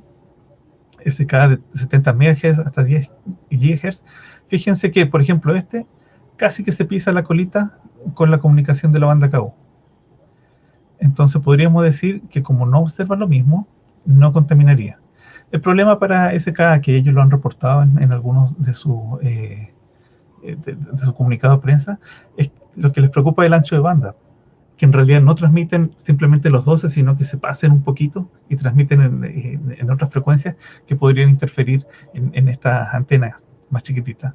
En el caso de ALMA, bueno, fíjense, 35 GHz, y perdón que me esté tomando un poco de tiempo adicional, está justo metido acá entre medio. Entonces sí contaminaría, ¿ya? Y para tomarme la última cosa, hablamos de contaminación lumínica en imágenes porque vemos un bólido pasar frente a la imagen, pero ¿cómo se hace en radioastronomía si es que no hay una imagen? Bueno, hay que primero conocer cómo funcionan las antenas, y esta masa amorfa que estoy mostrando acá, en realidad es cómo escucha una antena parabólica, por ejemplo, como las que tiene la televisión satelital, y significa que básicamente si yo me paro acá y emito en esta frecuencia que voy a estar hablando, me van a escuchar súper fuerte, pero a medida que me doy la vuelta, es decir, estoy apuntando la antena para allá, y yo camino hacia el otro lado, bueno, no voy a escuchar tanto, voy a escuchar menos por acá. Llega un momento que se escucha mejor, hasta que si me paro al lado no voy a escuchar nada con estas antenas. Entonces, el rango de estas antenas es un cono mucho más grande que lo que es la imagen de los telescopios ópticos. Los telescopios ópticos, un área muy chiquitita, está un poco más ancha, y nosotros cuando barremos el cielo con un radiotelescopio, ahí hacemos unas imágenes matemáticas y se vuelve a convertir en imagen. Pero en realidad sí es una preocupación gigantesca porque, bueno, una forma de evitarlo es o transmitiendo en otra frecuencia o haciendo que se apaguen estos sistemas mientras pasan sobre radioobservatorios, al igual que observatorios astronómicos. Pero es un tema también que está en discusión también muy reciente porque todavía no sabemos bien cómo se va a mover, pero sí han pedido la licencia para moverse en esas dos bandas que yo dije anteriormente. Porque se pide la licencia para poder transmitir. Ahí. Eso. Perdón por la demora. ¿Sí?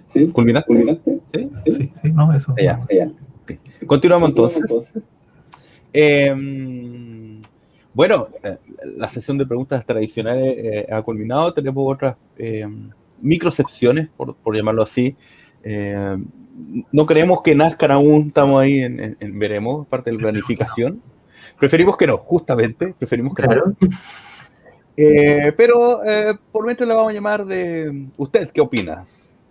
Y esto fue... ¿Cuántos responsables en esto? Hay responsables en esto, así que vamos Sí. a hablar bien. Darío Lavarría Pilquil nos preguntó, de hecho hace 2 semanas inclusive, no es tan nuevo, ¿qué opinan sobre la carrera que existe para hacer factible el vuelo espacial comercial? Ahí ponemos los clásicos ejemplos, SpaceX, Virgin, el conglomerado Virgin, y Blue Origins.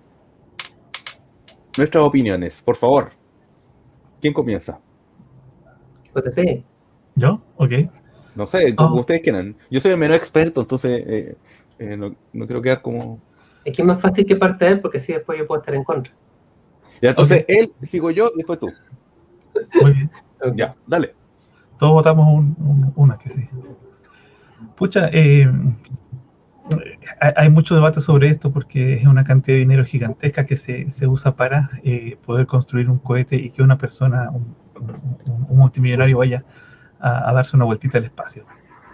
Suena bien frívolo si lo ven desde un punto de vista, pero no hay que olvidar que muchas de las cosas que existen hoy en día de tecnología se hicieron por ideas locas que pasaron en el pasado. ¿Ya? Si me preguntan a mí, yo no tengo idea qué va a pasar con eso, o sea, qué beneficios trae ahora el que haya un viaje espacial. Lo que sí puedo mencionar, por ejemplo, que toda esta constelación de satélites, de que yo puedo enviar un satélite chiquitito a explorar cómo funciona la ionosfera, es posible porque los costos se han bajado muchísimo. Y esos costos se han bajado porque ahora hay empresas comerciales que están haciendo cohetes mucho más baratos para lanzar estos satélites. Entonces podemos estudiar mucho mejor nuestra Tierra, nuestra atmósfera, podemos estudiar la Tierra, el terreno, ¿cierto? Cómo se mueve gracias a los terremotos, etcétera, porque todos estos costos se bajaron después de que se invirtió una gran cantidad de plata en poder salir de la Tierra con un cohete. Entonces ya lo vimos, no sé, 20, 30 años más tarde, algún beneficio un poco más tecnológico. Entonces, claro, podemos hablar que está mal repartida la torta, pero si las experiencias en tecnología, o sea, perdón, si este tipo de cosas mejora la experiencia en tecnología, es decir, si posibilita que en el futuro sea mucho más barato, algún beneficio nos podría traer. Hay que recordar que... no, se me fue la idea. Eso.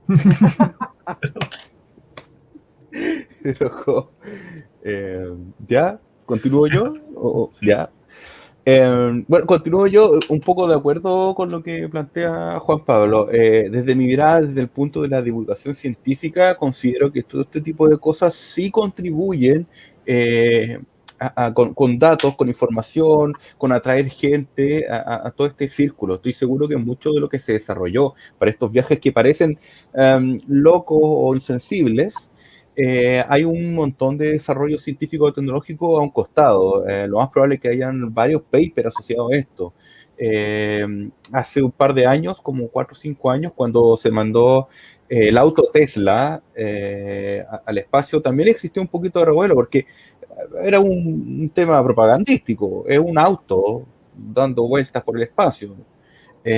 Claro, puede parecer tonto, pero el cohete necesitaba un aporte en volumen y en peso. Necesitaban colocar algo ahí y ese algo fue un auto. Podemos cuestionar eso. Hace cosas más baratas. Hace también 1 o 2 años pusieron el sistema de detención de gravedad cero y era un peluche. Se puso un peluche de una marca X en la nave espacial, se puso ahí para que cuando el peluche flotara, porque el peluche flotó porque está en gravedad cero, salía volando. Eso puede también parecer una tontera, y quizás sea una tontera, pero contribuye en cierta medida a la búsqueda de esto que llamamos ciencia, de esto que llamamos tecnología, y aporta más que resta. Y yo entiendo cuando uno nos ponemos a pensar en los recursos económicos para esto, pero lo mismo, pegando un poco lo que dijo Juan Pablo, hace 120 y tantos años los hermanos Wright, cuando andaban con un par de palos y unos algodones, unas telas de algodón intentando volar, eran unos locos y era un despilfarro de dinero andar gastando buena madera y buena tela en tonteras como intentar volar. A otros ya lo habían hecho un poquito antes, si no fueron los primeros, es verdad. Pero hoy hay aviones que dan vuelta al planeta todo el día, todos los días. Entonces, claro, si lo vemos con los ojos de hoy puede parecer un poquito despilfarro, pero quizá en 20 o 30 años más veamos esto y lo reconozcamos como no una payasada, sino como un punto inicial para algo que trascendió. Ese es mi comentario. Y ahora todos nuestros comentarios son destruidos porque Eduardo nos va a decir que está... La voz de la No, razón. claro, yo estoy completamente en desacuerdo. Creo que ustedes son unos inconscientes.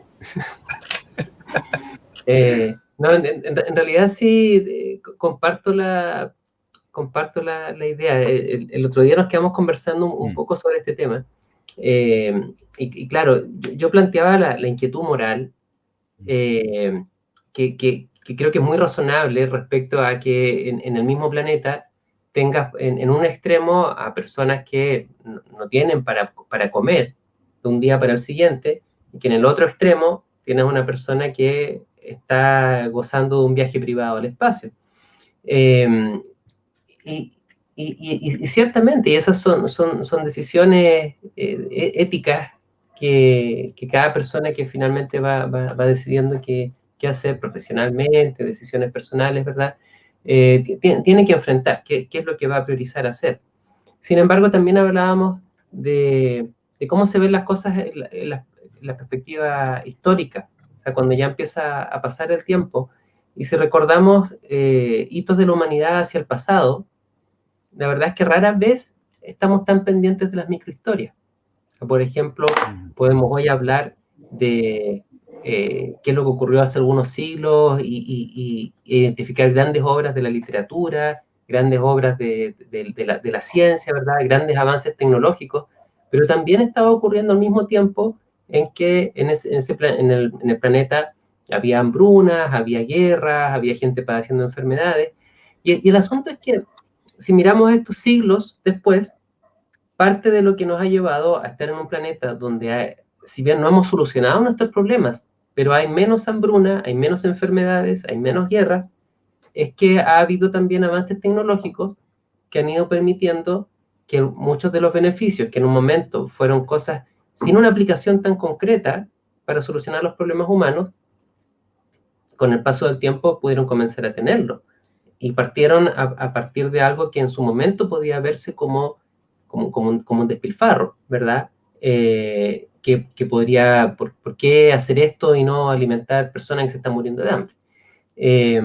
Sin embargo, a la larga, comienzas a tener, por ejemplo, mejores técnicas de producción agrícola, mejores técnicas para enfrentar enfermedades, etcétera, etcétera.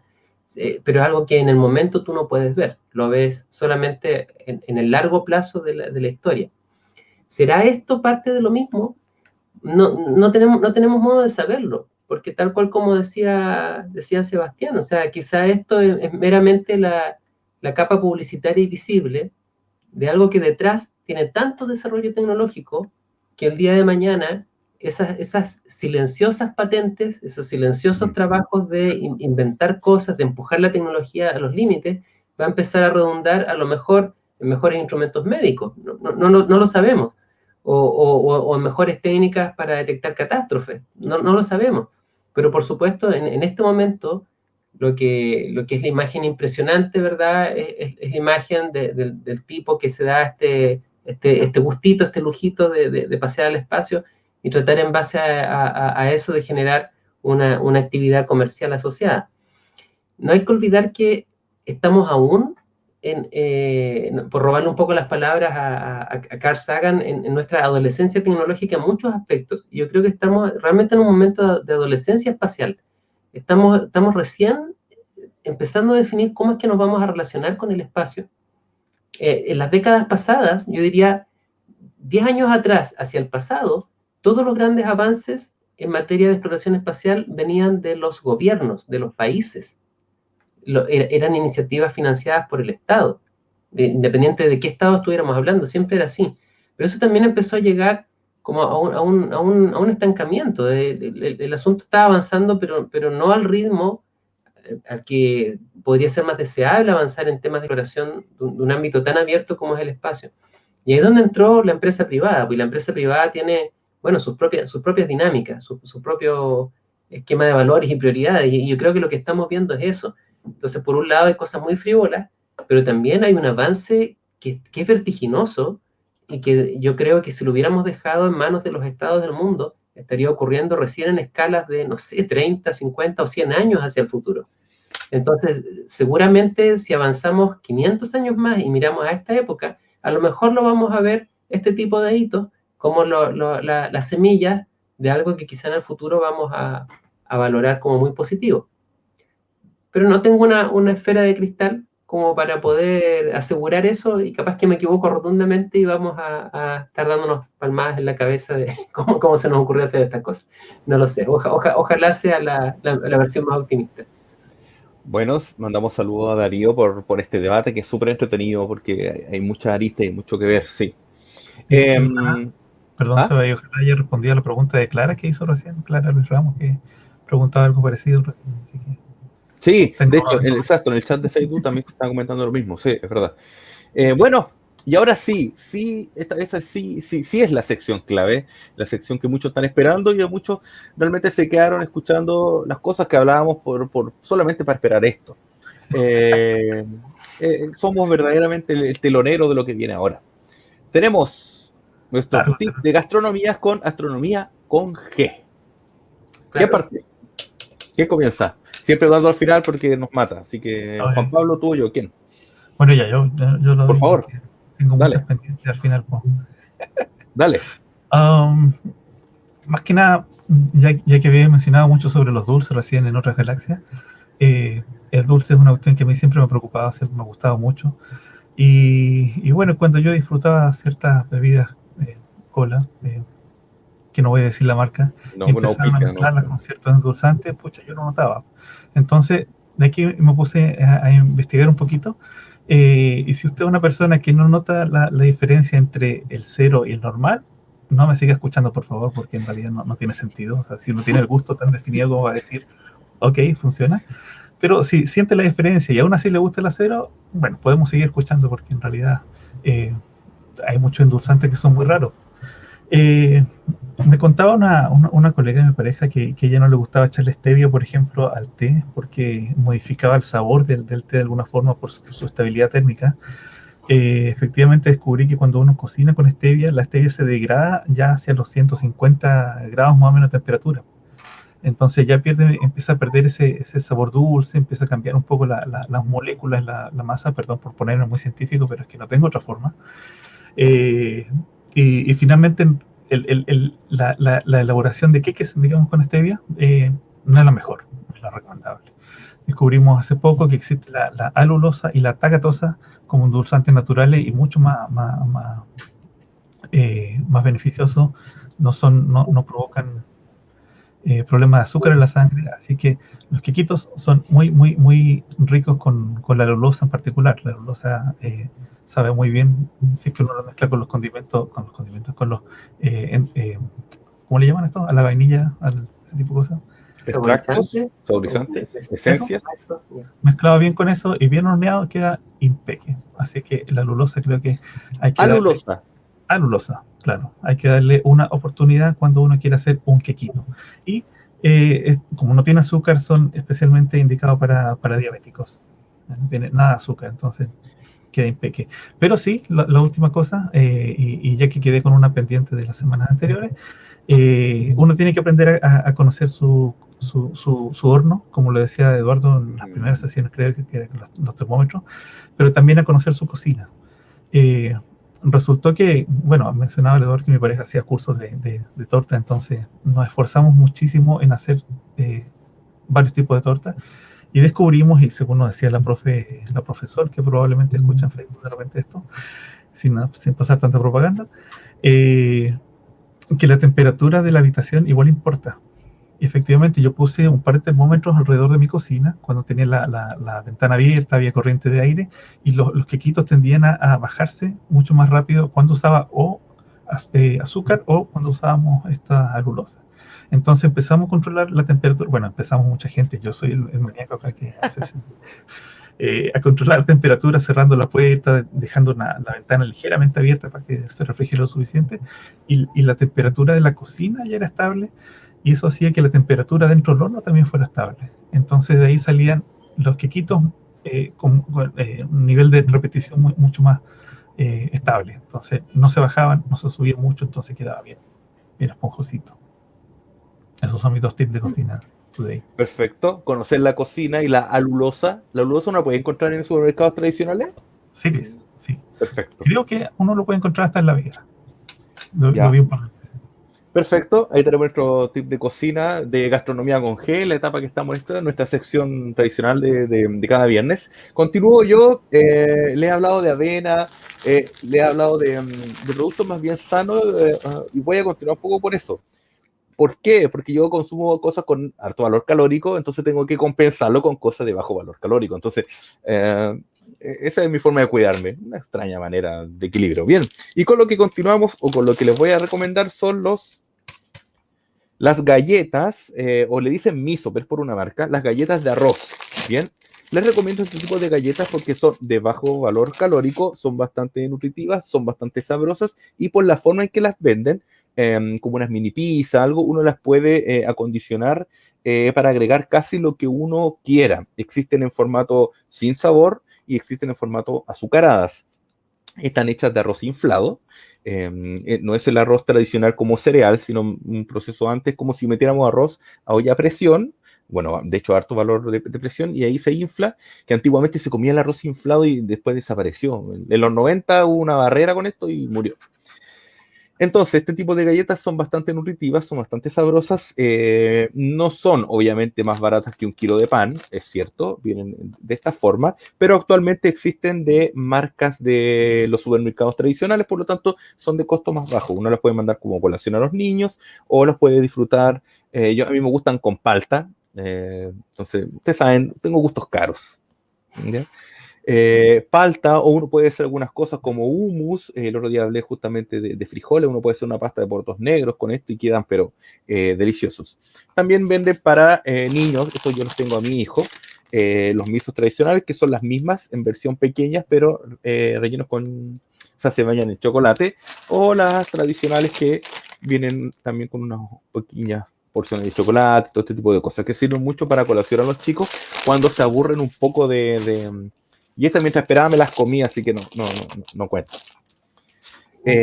Sirven como colación, como aporte justamente para los chiquillos, así que los invito a que se den una vuelta por este tipo de productos porque para combinar y a veces si yo sé que los días viernes por la noche una cerveza y unas papas fritas son geniales, pero también podemos dejar este pequeño aporte. Como dato anecdótico o como dato curioso, recuerden que hay gente que tiene problemas con el arroz o le produce indigestión o algún otro problema. Obviamente están hechos de arroz, así que para ellos no. Pero consúmalas, son bastante buenas, las recomendamos. Este es mi tip gastronómico en astronomía con G. Yo tengo la certeza de que cuando estemos terminando estas sesiones vas a salir con la sorpresa de que tienes una tienda de productos naturales, Sebastián Gallardo o algo así, y que has estado meramente como preparando un poco el terreno. Que yo como mucho completo, pizza, o sea, me gusta la cazuela, me gustan los porotos, las lentejas, sí, pero como cosa calórica tengo que cuidarme, por ejemplo, no como pan, que es importante. Mira tú. Yo casi Por favor, Eduardo. Ok, el tip de hoy día es bastante simple, puede que muchas personas lo conozcan, pero me he encontrado con que hay personas que no lo manejan, así que lo vamos a decir, y es respecto a cómo cocinar los huevos revueltos. Y este mismo tip se puede aplicar a cocinar cualquier otra cosa que nos interese que conserve un poco de humedad.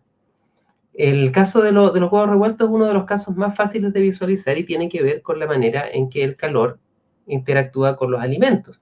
Cuando yo caliento la sartén, ¿verdad? Y luego rompo los huevos encima de la sartén, los huevos se empiezan a cocinar, pero el calor lo que está haciendo es viajar, transferirse desde la sartén a los huevos que estaban frescos, ¿cierto? Entonces, aquí hay una competencia de cuál es el estado inicial del huevo, si lo saqué del refrigerador y estaba muy frío, si estaba al natural y entonces está a temperatura ambiente, ¿verdad? De manera que si está más frío, obviamente el calor le va a costar más finalmente aumentar la temperatura del huevo hasta que se cocine. Así que ese huevo va a demorar un poco más en cocinarse. Pero en todos los casos, independiente si partí de huevos que estaban fríos en el refrigerador, de huevos a temperatura ambiente, a mí me interesa que el huevo no se recueza. No tengo que olvidar este concepto de que el calor lo que está haciendo es viajar desde la cosa caliente, es decir, desde la sartén, hasta la cosa que está fría, y que es lo que estoy tratando de cocinar, que es el huevo. Y ese viaje demora un tiempo, y yo no tengo manera de simplemente interrumpirlo como quien corta un interruptor. O sea, si yo apago la luz con el interruptor, la luz se apaga instantáneamente. En cambio, si apago la cocina, el calor va a seguir viajando. Entonces hay un tiempo de, digamos, de cocina pasiva, ¿ya? Después de que yo paro el fuego, antes de que en realidad se terminen de cocinar las cosas. Así que muchas veces cuando se están haciendo huevos revueltos y quedan secos, es porque erróneamente yo esperé a ver que el huevo estaba completamente cocinado y entonces lo saqué, entonces paré el fuego. Lo que tengo que hacer es dejar de cocinarlos más o menos 30 segundos antes de que estén completamente cocinados para mi gusto. O sea, tiene que estar todavía un poquito clara la clara, un poquito como líquido todo, y después lo dejo entonces en la sartén, apago el fuego, lo dejo en la sartén el tiempo restante. Lo que va a ocurrir es que el calor va a terminar de viajar, va a cocinar pasivamente lo que estaba ahí, y el huevo va a estar en su punto, ni muy seco ni muy fresco. Lo mismo, lo personal, yo lo aplico también al cocinar, por ejemplo, pollo. La gente siempre me celebra mucho que me queda el pollo como en su punto y como que sin perder jugo ni nada de eso. Bueno, una de las razones es esa, es llevarlo al punto en el cual el pollo está como recién cocinado hasta el interior, y en ese momento parar, de manera que se le da un tiempo más, porque por temas sanitarios tiene que mantenerse la temperatura dentro un ratito, pero no es esperar a que esté completamente cocinado y de ahí seguirlo teniendo mucho tiempo más en la sartén, porque finalmente va a terminar perdiendo toda la humedad. Encontrar el punto exacto en el cual parar esto, considerando que los alimentos se siguen cocinando una vez que yo paré el fuego, realmente cambia mucho cómo es la sensación de la comida que se lleva a la mesa. Así que creo que ese puede ser un buen consejo para personas que de repente siempre les quedan secas las cosas, que tengan presente que podría ser algo a investigar. Muy bien, tenemos nuestra sección gastronomía, perdón, astronomía con G. Ha culminado, tenemos ahí alulosa, las galletas de arroz y los huevos, que ahí, genial, yo soy fanático del huevo revuelto, así que muy buen tip. Y también para algunas tortillas, el tip que está entregando Eduardo es re importante. Sí. Así es. Huevos con tomate, eso asegura. Huevos con tomate y orégano. Bueno, ya, no nos desconcentremos. En nuestra pequeña otra sección tenemos un dato importante. Este dato nos entrega Marisol. Y esto nos comenta que este domingo 8 de agosto, allá en Tocopilla, está nada más y nada menos de cumpleaños que un personero, una persona, un integrante fundamental de esto. Así que queremos, bueno, después yo también voy a dejar el micrófono a ustedes. Queremos saludar para este día 8 de agosto, está de cumpleaños nada más y nada menos que el gran Lucas Mateo, su mamá Marisol y su papá Darío. Están conmemorando y él quiere que le mandemos un saludo en vivo para él. Es un chico, va a cumplir 9 años, es un chico que bastante bueno en matemática, la resta, la suma, la multiplicación, y obviamente quiere ser un astrofísico. Por lo tanto, desde mi parte, los chicos igual van a hablar, mandamos un gran abrazo a Lucas, por su participación con nosotros y que es un personaje importante, un chico que nos lanza buenas preguntas, su familia está en torno a esto, así que sabemos que tiene un buen futuro en esto que llamamos ciencia y tecnología y, por qué no, astronomía. Así que muchas gracias, Lucas, desde acá. Me preocupa que no mencionaste las divisiones, pero imagino que Lucas también debe ser muy bueno con las No divisiones. le pega tanto las divisiones. Bueno, vamos a tener que ver esa parte. No, pero quiero sumarme al saludo de cumpleaños. Realmente se nota que es un niño muy entusiasta. Nos han comentado que ha sido él quien finalmente ha traído a su familia también a participar de esta experiencia. Y bueno, quién sabe si además de estar ahí la semilla de un gran científico, puede estar también la semilla de un gran divulgador. Esa es una de las maneras en que finalmente se termina acercando a la gente a la ciencia, mostrando el propio entusiasmo por lo que se hace. Así que genial que a Lucas le esté gustando lo que hemos hecho en este curso, en estas sesiones de preguntas y respuestas. Felicitarle por su cumpleaños, que sigan siendo muchos más y que se mantengan este camino entonces de interés por la ciencia. Y también felicitaciones a la familia por motivarlo y acompañarlo en este camino. Bien. JP, por favor. Sí, claro, también sumarme a este saludo de pre-cumpleaños, porque todavía no es cumpleaños, entonces pre-cumpleaños. Y lo mismo, nosotros nos pone incómodos, pero no somos felices de que nos pongan aprieto con preguntas demasiado avanzadas. Muchas tenemos que investigarlas, pero bueno, eso es lo importante y la verdad que yo lo dije antes, un científico es básicamente un niño que creció, que su cuerpo creció. Entonces cuando uno mantiene, ese espíritu de seguir preguntándose por qué pasan las cosas, cómo funciona todo esto y quiero saber todo lo que pasa en el mundo, es porque uno sigue siendo un niño. Así que parte de ser científico es eso. Muchas felicidades a Lucas Mateo y eso, que sigan ese camino de lograr ser científico. Sí, abrazos para Lucas, para Darío y para su mamá Marisol en Tocopilla. Felicitaciones de todo el equipo por ser un futuro gran astrónomo. Y bueno, estamos... ¿Puedo sumarme? No, la última, sí. Ya que estamos en esta sección, yo también quiero mandar un cariñoso saludo a mi hermana Connie, que está de cumpleaños el 9, el día siguiente, Lucas. Entonces también muchas felicidades para ella, que cuando llega la pandemia uno deja de preguntar cuántos años cumple, porque uno calcula, cuando son particularmente de los hermanos, empieza a calcular el de uno mismo, así que mejor no saber eso. Pero muchas felicidades también para mi hermana pequeña. Saludos entonces a la hermana de Juan Pablo. Y bueno, estamos en Astronomía en tiempos de pandemia. Son las clases gratuitas que se realizan todos los martes a las 16 horas por medio del Facebook del Centro de Astronomía, aquí mismo, de la Universidad de Antofagasta. Y bueno, esta iniciativa está ejecutada por la agrupación científico-cultural Licancabur y es financiada por el Gobierno Regional de Antofagasta con recursos del Fondo Nacional de Desarrollo Regional, el FNDR, el 2% de Cultura del año 2020 y aprobado por el Consejo Regional Core de Antofagasta. Tenemos entonces este próximo martes 10 de agosto la 7ª clase, si no me equivoco, Eduardo.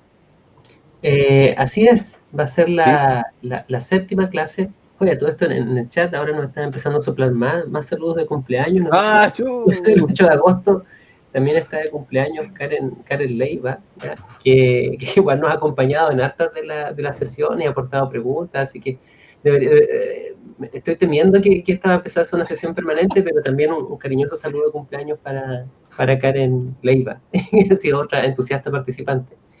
Oye, volviendo a lo que plantea Sebastián, sí, la 7ª clase es este martes, que va a ser el día 10 de agosto, ¿verdad? A las 4 de la tarde, por este mismo Facebook del Centro de Astronomía de la Universidad de Antofagasta, y vamos a invertir el orden de las dos últimas sesiones. Originalmente la penúltima clase, es decir, la que viene ahora, iba a ser sobre historia de la astronomía regional, pero la vamos a hacer sobre telescopios y astrofotografía. Entonces vamos a hablar cómo funcionan los telescopios, en qué fijarnos también, voy a referirme un poquito a eso, si es que queremos comprar un telescopio, cuáles son las diferencias entre los telescopios que podemos encontrar a nuestro alcance para uso doméstico recreativo versus un telescopio grande, así como el de Paraná, el retablo que se está construyendo en Armazones, qué es lo que en realidad diferencia unos de otros, y cómo luego podemos aplicar estos conceptos de cómo funcionan los telescopios a poder hacer buenas imágenes del cielo, partiendo, en algunos casos, desde el celular, ya hasta poder hacerlo también con cámaras un poquito más profesionales, tipo reflex, y les voy a dar algunos consejos ahí con ejemplos de cómo es que se pueden hacer buenas imágenes en astronomía. Así que espero que nos acompañen, ¿ya? Y que les parezca interesante el tema de la clase ese día. Perfecto, entonces el próximo martes 10 de agosto a las 16 horas, mismo Facebook, mismo canal todo. Y el próximo viernes también es el viernes 13. El próximo viernes 13 tenemos nuestra también penúltima sesión de preguntas y respuestas para que puedan participar. Juan Pablo, ¿algo para despedirte? Muchas gracias a todos los que nos siguen. De nuevo, las preguntas nos ponen en aprietos, pero nosotros incluso aprendemos de aquellas que no sabemos. Eh, pero ojalá que todo lo que les contamos sea de forma clara para que a la gente lo siga entendiendo ahí. Como mencionaba alguien en los comentarios, nosotros felices de democratizar la ciencia en nuestra región. Y Perfecto. a todos los que nos escuchan de más allá. Hay alguien de Paysandú por ahí. Saludos también. Por ahí. Uruguay, muy bien. Vamos a Eduardo, hacer ¿algo algo para especial. despedirnos? No sé si vamos a hacer algo especial por viernes 13. Tal vez deberíamos ponernos de acuerdo. Ya, ahí lo conversamos. Tenemos ahí algo en producción, bien. Sí, Eduardo, para despedirnos. solamente recordarles que las clases que estamos haciendo son parte de un curso. No es necesario inscribirse, pero las personas que se inscriban y respondan unos cuestionarios que les estamos enviando todas las semanas van a tener acceso a solicitar una constancia de participación.